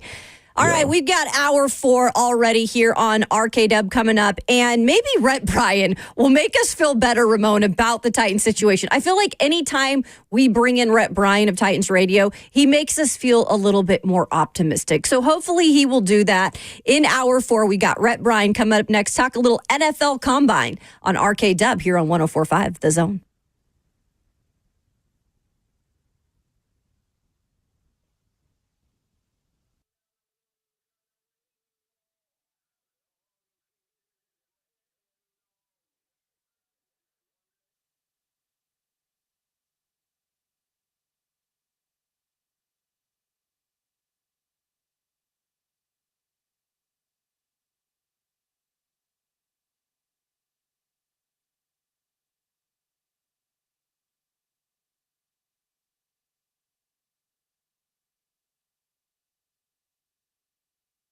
It's Ramon Foster for the Wellness Institute of Nashville. Man, listen to me. They have my approval on this deal that could change your life. Right now, they are running the Behind the Lines offer. It's a $37 consultation. All right, and that includes, listen to me, a doctor's visit, x-rays if you need them, and your first treatment. If you need more in-depth treatment also because you're part of the Zone family, and just tell them you know me and they'll know you too, all right? You'll get 50% off spinal decompression treatment, which I myself have also had, man. I promise you, it's made my back feel better, made my neck feel better. Also, they lay you into this spinal decompression machine, man, and I promise you, state of the art, you won't even really feel the tugs that it give to you, but it will relieve those joints. You know how it goes in that low back pressure too, is it pretty much needs space to breathe a little bit, and that's what Dr. Mitchell and Dr. Ashley can do for you, man. Listen to me, the facility is one of the best around. Whether you need laser, whether you need cold treatment, they can do all of those things for you, man. You can start your road to a pain-free life, man, by calling the folks that I trust at the Wellness Institute of Nashville at 615-246-5009 or go to painisbad.com.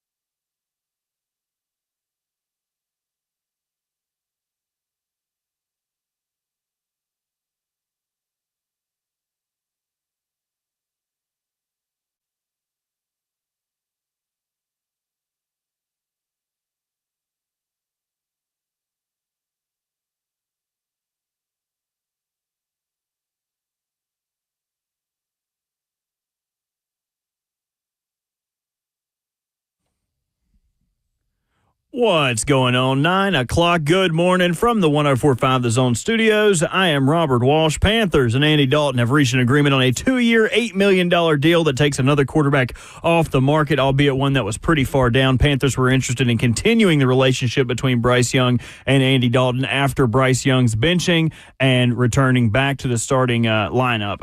To the Dolphins, as they are not expected to place a franchise tag on safety Javon Holland, putting him on the track to test free agency as the top player at his position, barring any surprises. And some veterans released around the leagues. The Browns have released running back Nyheim Hines, and your Super Bowl champion Eagles releasing veteran Nick Gates. For all your foundation repair and your waterproofing needs, you got to go to USSTN.com. Breaking news at once on your home for the Titans and the Vols. This is 104.5 The Zone.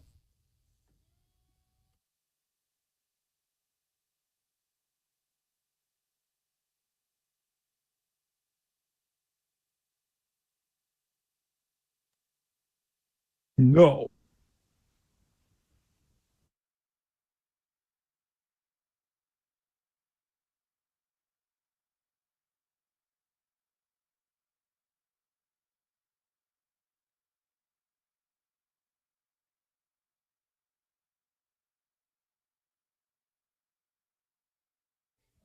Put those fours up. Yes, we are sledding towards the finish line here on RKW. Maybe some of you literally sledding this morning as we've got snow on the ground. It's beautiful out there, but if you are driving, just be careful.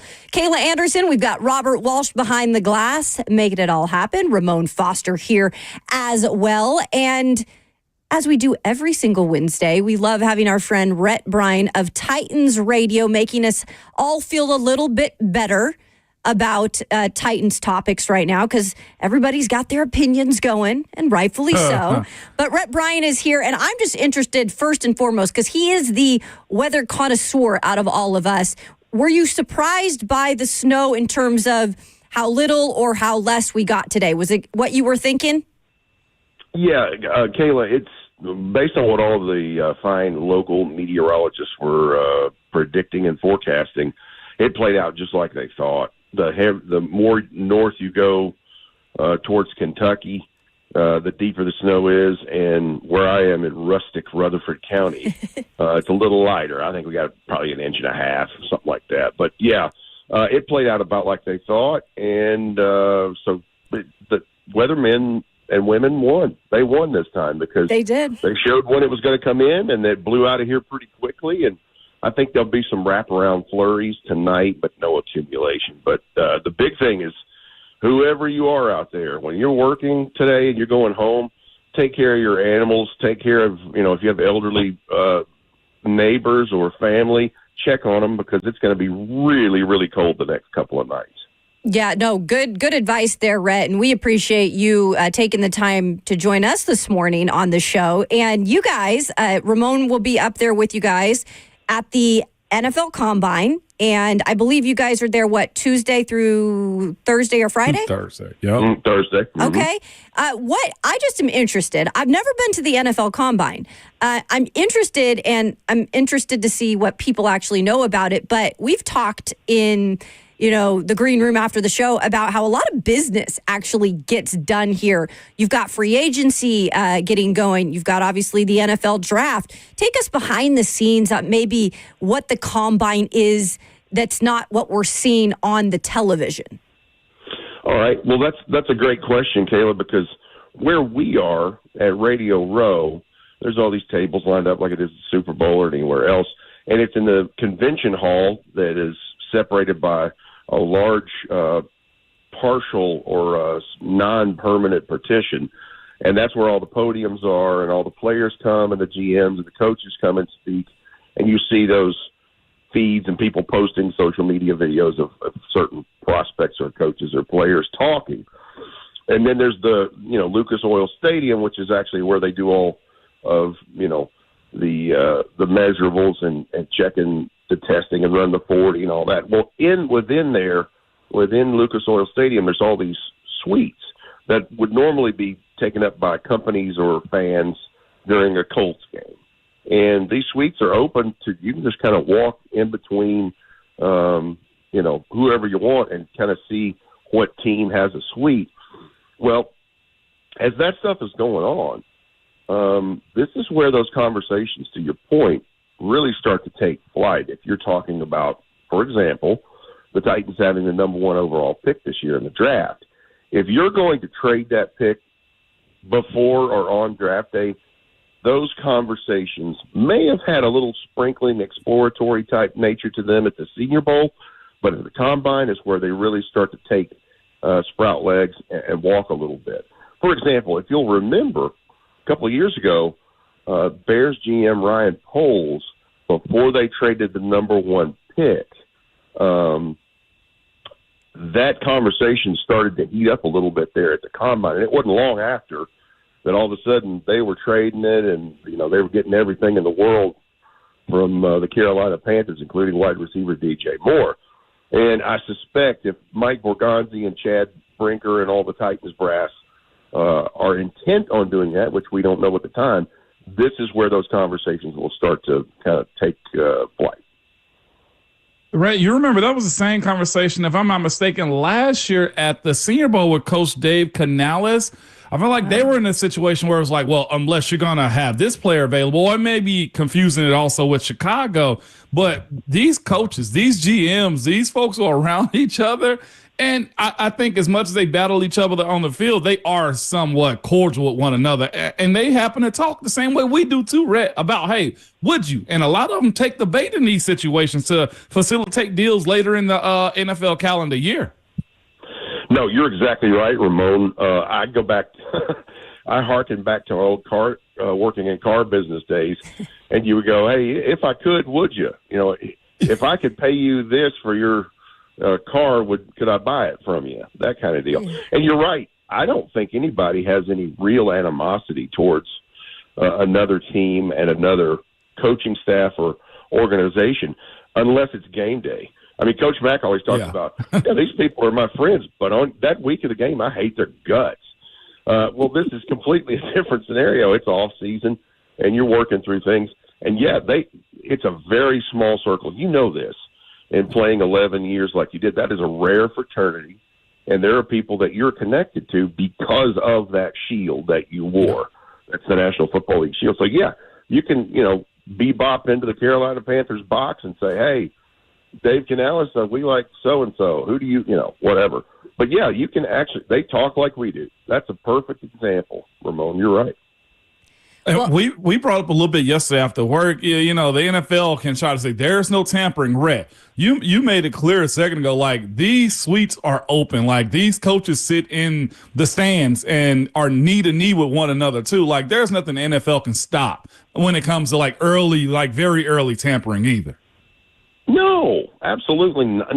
They don't have enough personnel in Park Avenue. This is not Roger Goodell having plants and spies all around looking for stuff. They don't have enough personnel, and they don't care. It's the stuff that's egregious is where the league would step in. And I mean, why do you think they started a few years ago the 48-hour legal tampering window? I mean, that's an oxymoron. Legal tampering. So we're 3 weeks away from that. So anyway, but that stuff happens. I mean, Coach Mack has told us stories about conversations that were had. And of course, he's the only one of us that goes into Lucas Oil Stadium and sits in the stands and starts to look at all these guys running their tests and making his notes. And he'll end up, making friends with college coaches. A couple of years ago, he put me on the phone. I guess it was a year ago. He put me on the phone with the Louisville defensive back coach. He said, my guy Rhett Bryan's real high on your Jarvis Brownlee kids. And he kind of like Storm Duck. He puts me on the phone with him, and the guy's giving me a report on him like I'm some evaluator. He didn't even tell them any differently.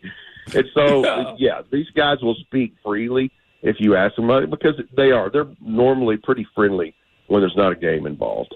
Yeah, there's nothing about better than discussing business over shrimp at St. Elmo. So I'm sure that's a popular meeting place as well, Rhett.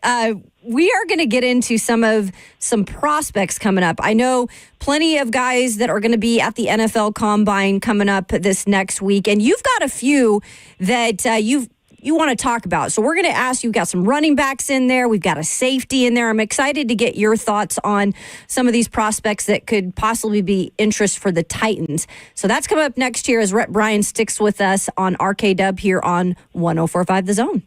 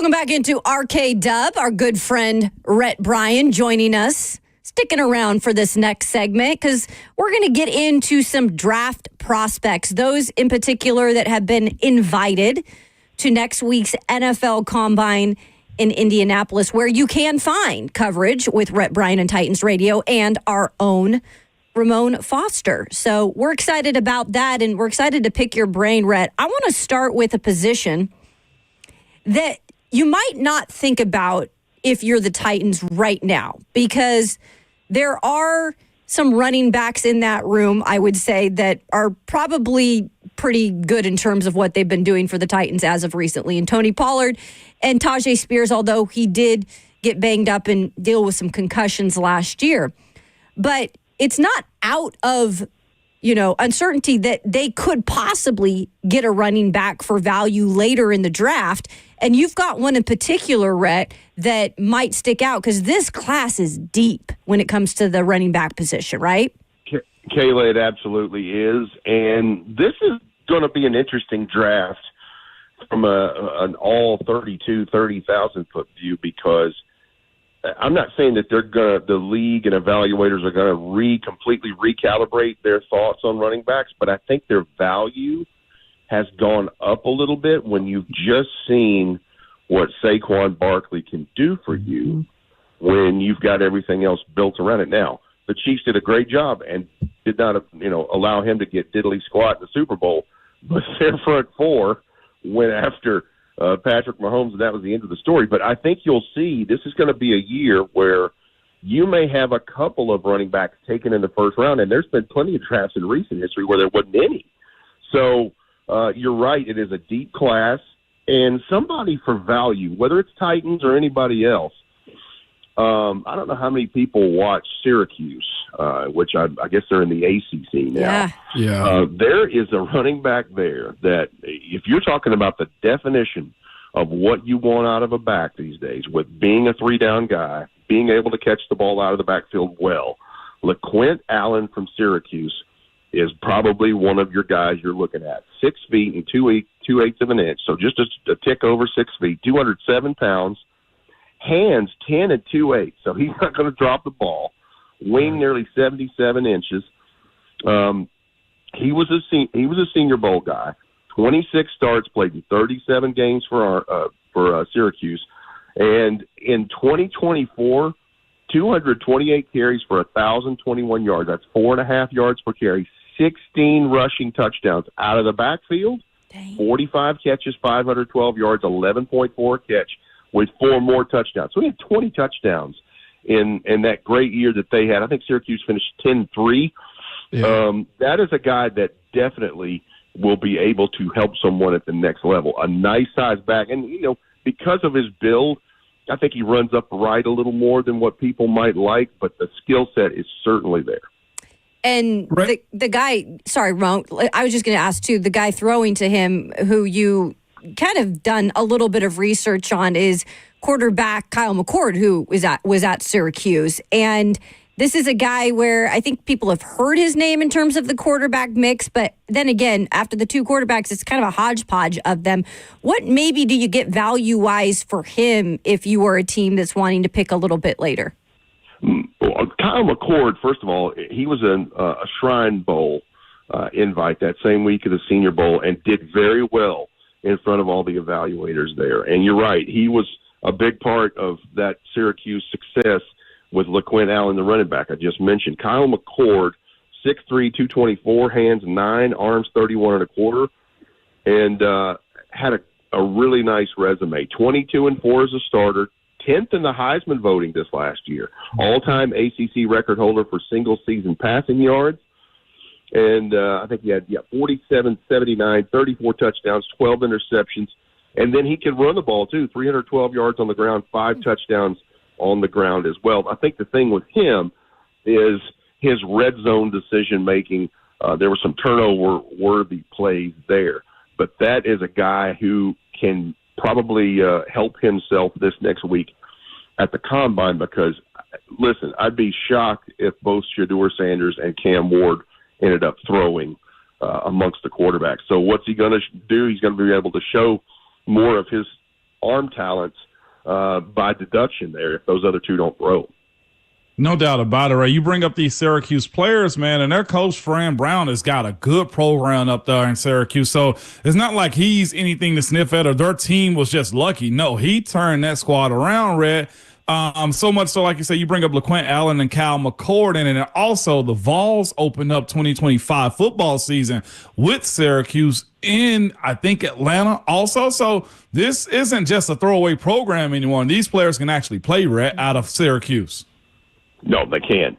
And it's evidenced by those two guys, among a couple of others that have been invited to the combine. I think got 329 total guys from all around different levels of college football invited to this year's combine next week in Indianapolis. But, yeah, those are two of the biggies from Syracuse if you're a Syracuse Orange fan.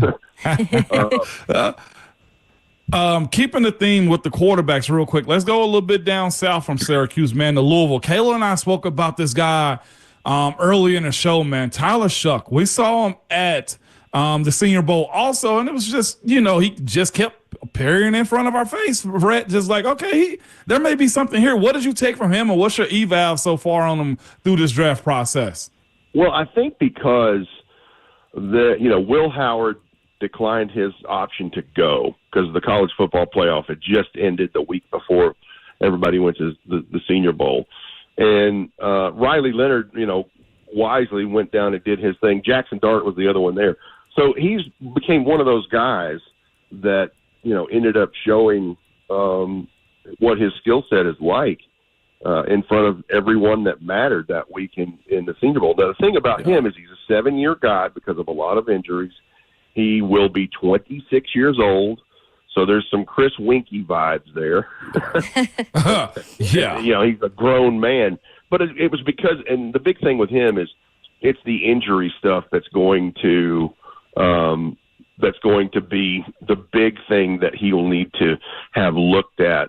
And that's one of the reasons why this combine, you glean information on the player and learn what they're about and what their personality is like, and you look at the medicals. And this is a guy in all 3 years he was at Texas Tech. He had consecutive years where he broke a collarbone and missed considerable time, and then he had a broken leg the following year. So he had one good year under Jeff Brom at Louisville, and he did really well in that. 31.95 through the air, 23 touchdowns, only 6 interceptions, 512 yards rushing, 5 touchdowns. He's 6'4" and change, nearly 6'5", 225. Hands 9 3/4. He's very capable. He's just one of those guys that I think he's a value pick probably in day 3 with what he can show this next week at the combine. Because again, he's not mentioned in that top tier of quarterbacks. Everybody right now has got Cam Ward and or Shedeur Sanders, and then usually a Jackson Dart from Ole Miss is probably the third, and that's a distant third, probably first part of night 2. And then you've got all these other guys kind of clumped in with both the quarterbacks from the college football championship game and a guy like Kyle McCord from Syracuse and a guy just like Tyler Shuck from Louisville. And I think Kyle McCord, going back to him for a second, is a guy that can improve his stock just a little bit.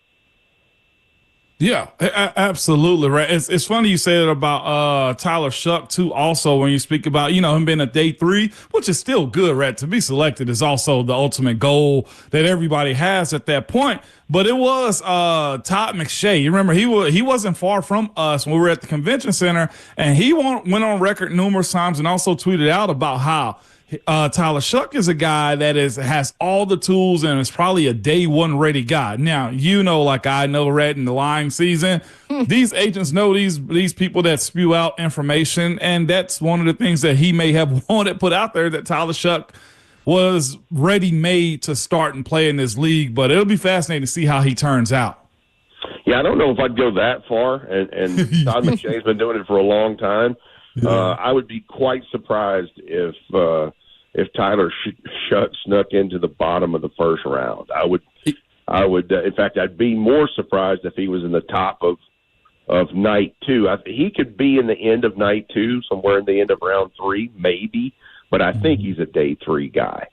Yeah, and there's nothing wrong with that. Moving to the guys that get after the quarterback, man. Ole Miss edge, Jared Ivey, Rhett. What do you get out of him? Because they had a monstrous defensive line. It's one of those lines that in college, you somewhat got to treat like Georgia. If you get one, you're probably going to get a good player. Well, he was a group of 3 or 4 guys. In fact, his teammates are there. There's 4 of them at the Combine at Walter. Nolan, who'll be a high pick, Princely Manning Mellon, J.J. Pegues. All of those 4 combined, including with Jared Ivey, for 27.5 sacks, 4 fumble recoveries, 3 forced fumbles, and 5 pass breakups in the SEC last year under Lane Kiffin. And you're talking about Jared Ivey. Now, he was a guy that was at the Senior Bowl, and he is a big, big dude. He is 6'5", 283, hands 10, arms 33 3/4, wing nearly 82 inches. So you're talking about a guy that had 164 tackles, 80 of them by himself, 19.5 quarterback sacks in his career in college, and 2 forced fumbles, and 144 yards in tackles for loss. The thing with him is he's probably one of the lesser graded of those 4 from Ole Miss that will be at the Combine this next week. But I think there's a guy there in him that could help himself not only in the interview process, but just in the testing and see where he is, because that's what's going to separate some of these guys from the others. We'll see just how athletic he is. But the thing about Jared Ivey, he's big enough in size, and he did this at that Ole Miss defense. He played outside and inside. I think he's just a big, giant D-end who can disrupt things at the end of the day. But he's got his chance. Rhett Bryan is joining us this morning of Titans Radio. We're talking a little NFL Combine as we get ready for that next week in Indianapolis. Staying on the side of the defense, Rhett, and I think what we maybe have not talked enough about is the safety position for the Titans and the lack of depth right there. You got Amani Hooker. Remember, though, Quandre Diggs is a free agent, so that's not for sure that he's coming back. And you're going to probably have to look somewhere in the draft at that. You've got a guy on here out of Penn State, safety Jalen Reed. Is this a guy who could possibly come in and be a day one starter, Rhett? I mean, anything's possible. We'll see. Now, what I have him, now he would be a value pick in early day 3. Okay. And you're right about what the Titans have in a need there, because that other safety position we've seen in Denard Wilson's defense is more of a rotational basis to go alongside Amani Hooker. But Jalen Reed has a guy. He is a guy that he could certainly improve his stock this next week at the Combine. Now, you talk about a story in their run in the college playoffs and had a great year in Happy Valley. So Kevin Winston Jr. is the other safety up there. He was the one that was more touted, had more attention around him. He tears an ACL and gets hurt pretty early on. At that point in time, Jalen Reed was a slot cornerback for the Nittany Lions defense. He was the Lion position corner in their defense. They moved him to full-time safety and then ended up looking – I mean, I watched him a lot in those college playoff games. He had a really nice year. In fact, so nice he led the Penn State defense with 98 tackles, led them interceptions with 3, and he is, let's see what he is, 6 feet, 212, hands 9, arm 31, wingspan 74, played in 47 games, started 26. He was one of the team captains, and finished with 151 tackles, 5 interceptions in his career, 5 pass breakups, 2 forced fumbles, 1 fumble recovery. So the thing that is important to remember about him is he's athletic, he's big in build, and he must have good football smarts to move from slot corner to safety like that and do as well as he did and help that defense deep into those playoffs. He's certainly somebody you got to keep your eyeballs on. Another guy on the defensive side of the ball, because I know Denard Wilson would want a lot of help if anybody could too. But at linebacker specifically, Minnesota's linebacker Cody Lindenberg, Rhett, what are you getting from him, man, as you go through this draft process? We saw a little bit of him at the Senior Bowl, and this is a guy that was on Bruce Feldman's freak list going into last college football season. 6'3", 235. Good-sized dude, hands 9.5, arms 32, wings 77, played in 42 games, started 26 of those. and was a team captain for them.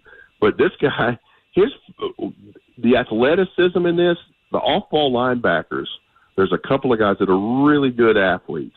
Jihad Campbell from Alabama is probably the most athletic out of the group that's going to be in Indianapolis next week. This guy could certainly be in that mix. He's been recorded with a 1.51 10-yard split in his first 10 of his 40 and a 4-second flat short shuttle. That makes him extremely explosive, at least in short area quickness in this. 151 tackles, 5 sacks, 3 interceptions, 7 pass breakups, 2 forced fumbles. So certainly he had a productive career. He's an explosive player downhill. He has the football smarts. He's a good communicator, and he certainly got the size. That's somebody I'm watching because there's another position, Ramon and Caleb, that the Titans will have needs at in the second level of that defense as these off-ball linebackers. No, absolutely right. I mean, that's always a question, and I think even last year, we saw them try to fill in. There were injuries that occurred there, so that's definitely a need that they're going to have to address. I'm interested. You always bring interesting notes that we would never think about, players that we would never think about. I know there's always good stories when it comes to the combine. Are there any guys at the FCS level, or maybe just guys that aren't getting as much pub, that could be interesting? Well, I mean, I heard you guys before I came on in the last segment of the 8 o'clock hour. Members Zone podcast everywhere. Go get them. Oh, yes. But you guys were talking about, do you bring back Dylan Radins at right guard, who ended up settling in at that position and doing a nice job. There's another North Dakota State guy there that's there this year, but Gray Zabel that we saw at the Senior Bowl, he is a guy that worked inside and outside at practice up there down there that week in Mobile. He's somebody that is certainly that you got to keep your eyes on. There's plenty of FCS guys in this mix. I mean, your guy Ramon from Alabama A&M, Carson Vincent. He's going to be at the combine. So I'm always interested to hear, the stories behind some of these guys. And there's a guy that was a lineman from Yale who was a transfer portal guy, and I forget where he ended up playing, that got an invite to this year's combine. I'm going to leave you with this one, though. This is a player, and you're talking about another position that the Titans need. They need another wide receiver, do they not? Yes. So how about Trey Harris from Ole Miss? And this is an intriguing prospect because this guy's a former high school quarterback in Louisiana. In fact, you know who he's throwing most of his touchdowns to in high school in Louisiana? Malik Neighbors. Wow. And this is Trey Harris from Ole Miss. He's a Louisiana Tech transfer. In 20 games under Lane Kiffin, 2,015 yards, 15 touchdowns on 114 catches. Now, I'm not good at math, but that's only one of 2 wide receivers in SEC history to average 100 yards a game receiving in their career. He's at 100.8. You know who the other one was, Ramon? AJ? Jabbar Gaffney. It goes back that far. And Trey Harris was at the East-West Shrine Bowl. He's 6'3", 210, has had a clock 4.55 40. Watch Trey Harris with the wide receivers this next week in Indianapolis. That's a guy I think can help somebody. He might be able to help the Titans, but certainly the athleticism's there because he's a converted quarterback, and if he's throwing touchdowns to Malik Neighbors, he must have been doing something right. And then he played a couple of years at Louisiana Tech, and then he finished up his last 20 games with Ole Miss and did very, very well. Ooh, I like that. I really like that, Rhett. We'll keep an eye out for that. We're interested just to have you guys and the coverage that you're going to give us coming up next week with Titans Radio. We appreciate you taking the time, though, on this snowy day to tune in and look forward to your reports next week, Rhett. Sounds good. Y'all have a good rest of the show. Not you much too. left. I know, right? We're down the home stretch here on RKW, and that's an interesting note, Ramon. Before we wrap up the show, I do want to pick your brain about wide receiver and where you go in the draft to maybe address it, because at this point, I think the Titans have kind of put themselves in a position where they're known for just signing free agents. But how about starting to home grow their own? We'll get to that, and we'll wrap up the show next here on RKW here on 104.5 The Zone.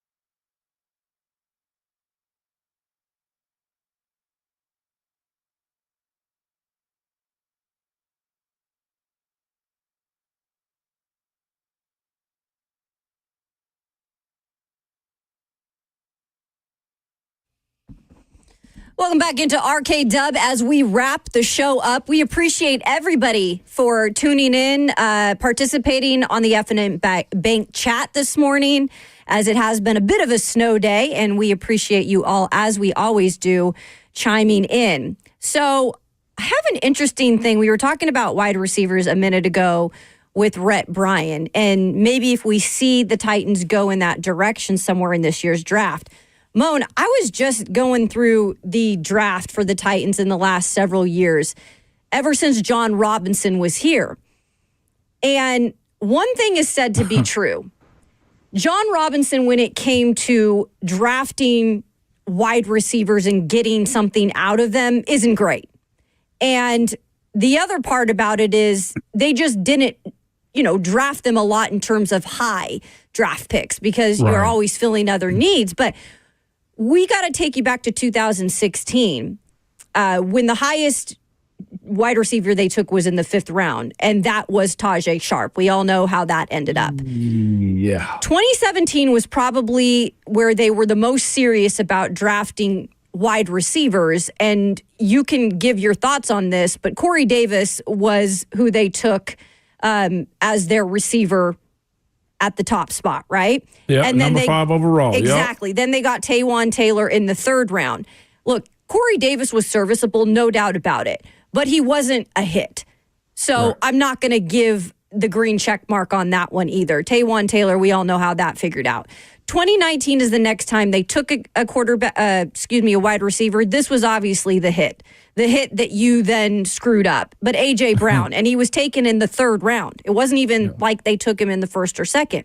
He was the hit out of all of these, out of John Robinson's draft. In 2021, they took a wide receiver, by golly. They traded up in the 4th round to get Dez Fitzpatrick. That was a total dud. And then in 2022, the duds of what might be the dud all over in terms of when it's all said and done of John Robinson is the trade that sent A.J. Brown to the Philadelphia Eagles and getting Treylon Burks. And we all know how that has worked out so far. And I don't know if that experiment is technically done. We'll see. But those are just the wide receivers they've taken in terms of John Robinson. And they pretty much have not worked out. This is a new GM here. It looks like they could go different directions, but if they do get a wide receiver, you got to hope that they start getting guys that will stick. And yeah, absolutely, Kayla. That has to be the case. So now a lot of people probably tell you that probably comes down to, offensive line, quarterback, play, offense, operation. Vrabel went after a type that was a run first.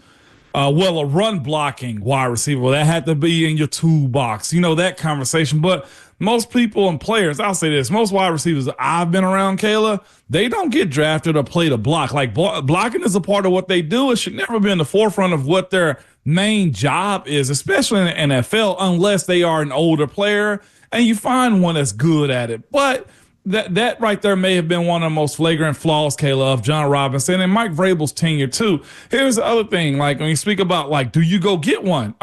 You have to be in a position to where that part of this offense, if you're going to especially invest in a quarterback, whether it be free agency this year or if you draft Shador or Cam number 1 or 3, if you decide to move back, you got to have weapons. If they don't select one, Kayla, and let's say they do move back to 6, I'm okay with Ted McMillan or Luther Burden also. Like picking top 10, a wide receiver that you think can help you, especially we got to see how free agency plays out. If you'll get you a free agent quarterback, that's a good conversation to start with. At least you have a wide receiver in place for your new quarterback eventually to be here. But it sucks to be in this spot to where you don't have that unprecedented weapon. Like Calvin, really, you're hoping to get there. And here's the other thing, though, too, Kayla, you mentioned, Treylon Burks being the bust that he is right now. Yeah. And that's fair to say also, Kayla. Like, I know injuries aren't part of your plan, but they do happen. There's an expectation for being picked in the 1st round. And if he feels offended by that label, there's one thing you can do, Kayla. Change it. Absolutely. No, show us. And you're right, Ramon, with the new general manager here. And look, they took Jaquan Jackson here recently, but that wasn't a high draft pick. He was also more so supposed to be a special teams guy. We all saw how that, panned out. And yes, by the way, A.J. Brown was a second-round pick. I accidentally said third-round pick. But regardless, he screwed up because he traded him away.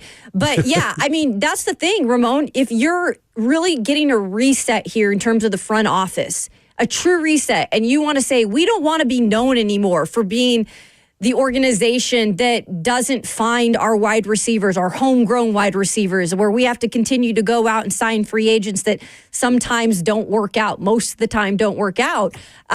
You're right. It's all about what do we get out of this front office and these scouts. It's going to be really, really interesting because it is a group of them that have never worked together before. They all are known for what they've done at their different spots, which they've been successful for the most part at. But what did they do together?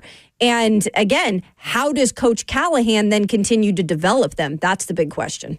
And then, Kayla, you bring up the homegrown side of things too, right? That's where it gets very fascinating to me is you look at Philly, and I feel like Philly's the model for a lot of things right now. One, they go after players that they like. If they like you, Kayla, guess what? They're going to buy you flowers, and they're going to take you out on a date, and they're going to build you up too, right? Yep. So that's what they do. And, like, one of those guys in particular is I'll continually bring them up because people did not like because of his size, Devontae Smith. Right, I think we talked about this a little bit last year, though, Kayla. Like, they have a homegrown guy. They said he fits what we like, and we're going to buy into him. And then on top of that, they paid him early, 3 for $75. $25 million a year is a deal right now for a team and a guy like him. And he also just got his bag early. So I don't say that to just pile into the conversation, but it's got to be a part of it if you're speaking about drafting right for your team and also paying early. It's cheaper that way, Kayla. Yep. That's what Howie Roseman does the best. That's why they're able to, I think, continue to do what they do with that roster. You hit it right on the head there, Ramon. They pay them early. They get it done before those numbers rocket. All right. Yep. It's been a show today. We appreciate y'all tuning in. We'll be back at it again. But before we head out on this snow day, words of advice from our friend, Ramon Foster. No doubt. Good people, be safe on those roads. I know we like to act like we're Superman and stuff like that, and super ladies, super women out there, but be safe. And always remember, your Twitter fingers and your mic are always hot.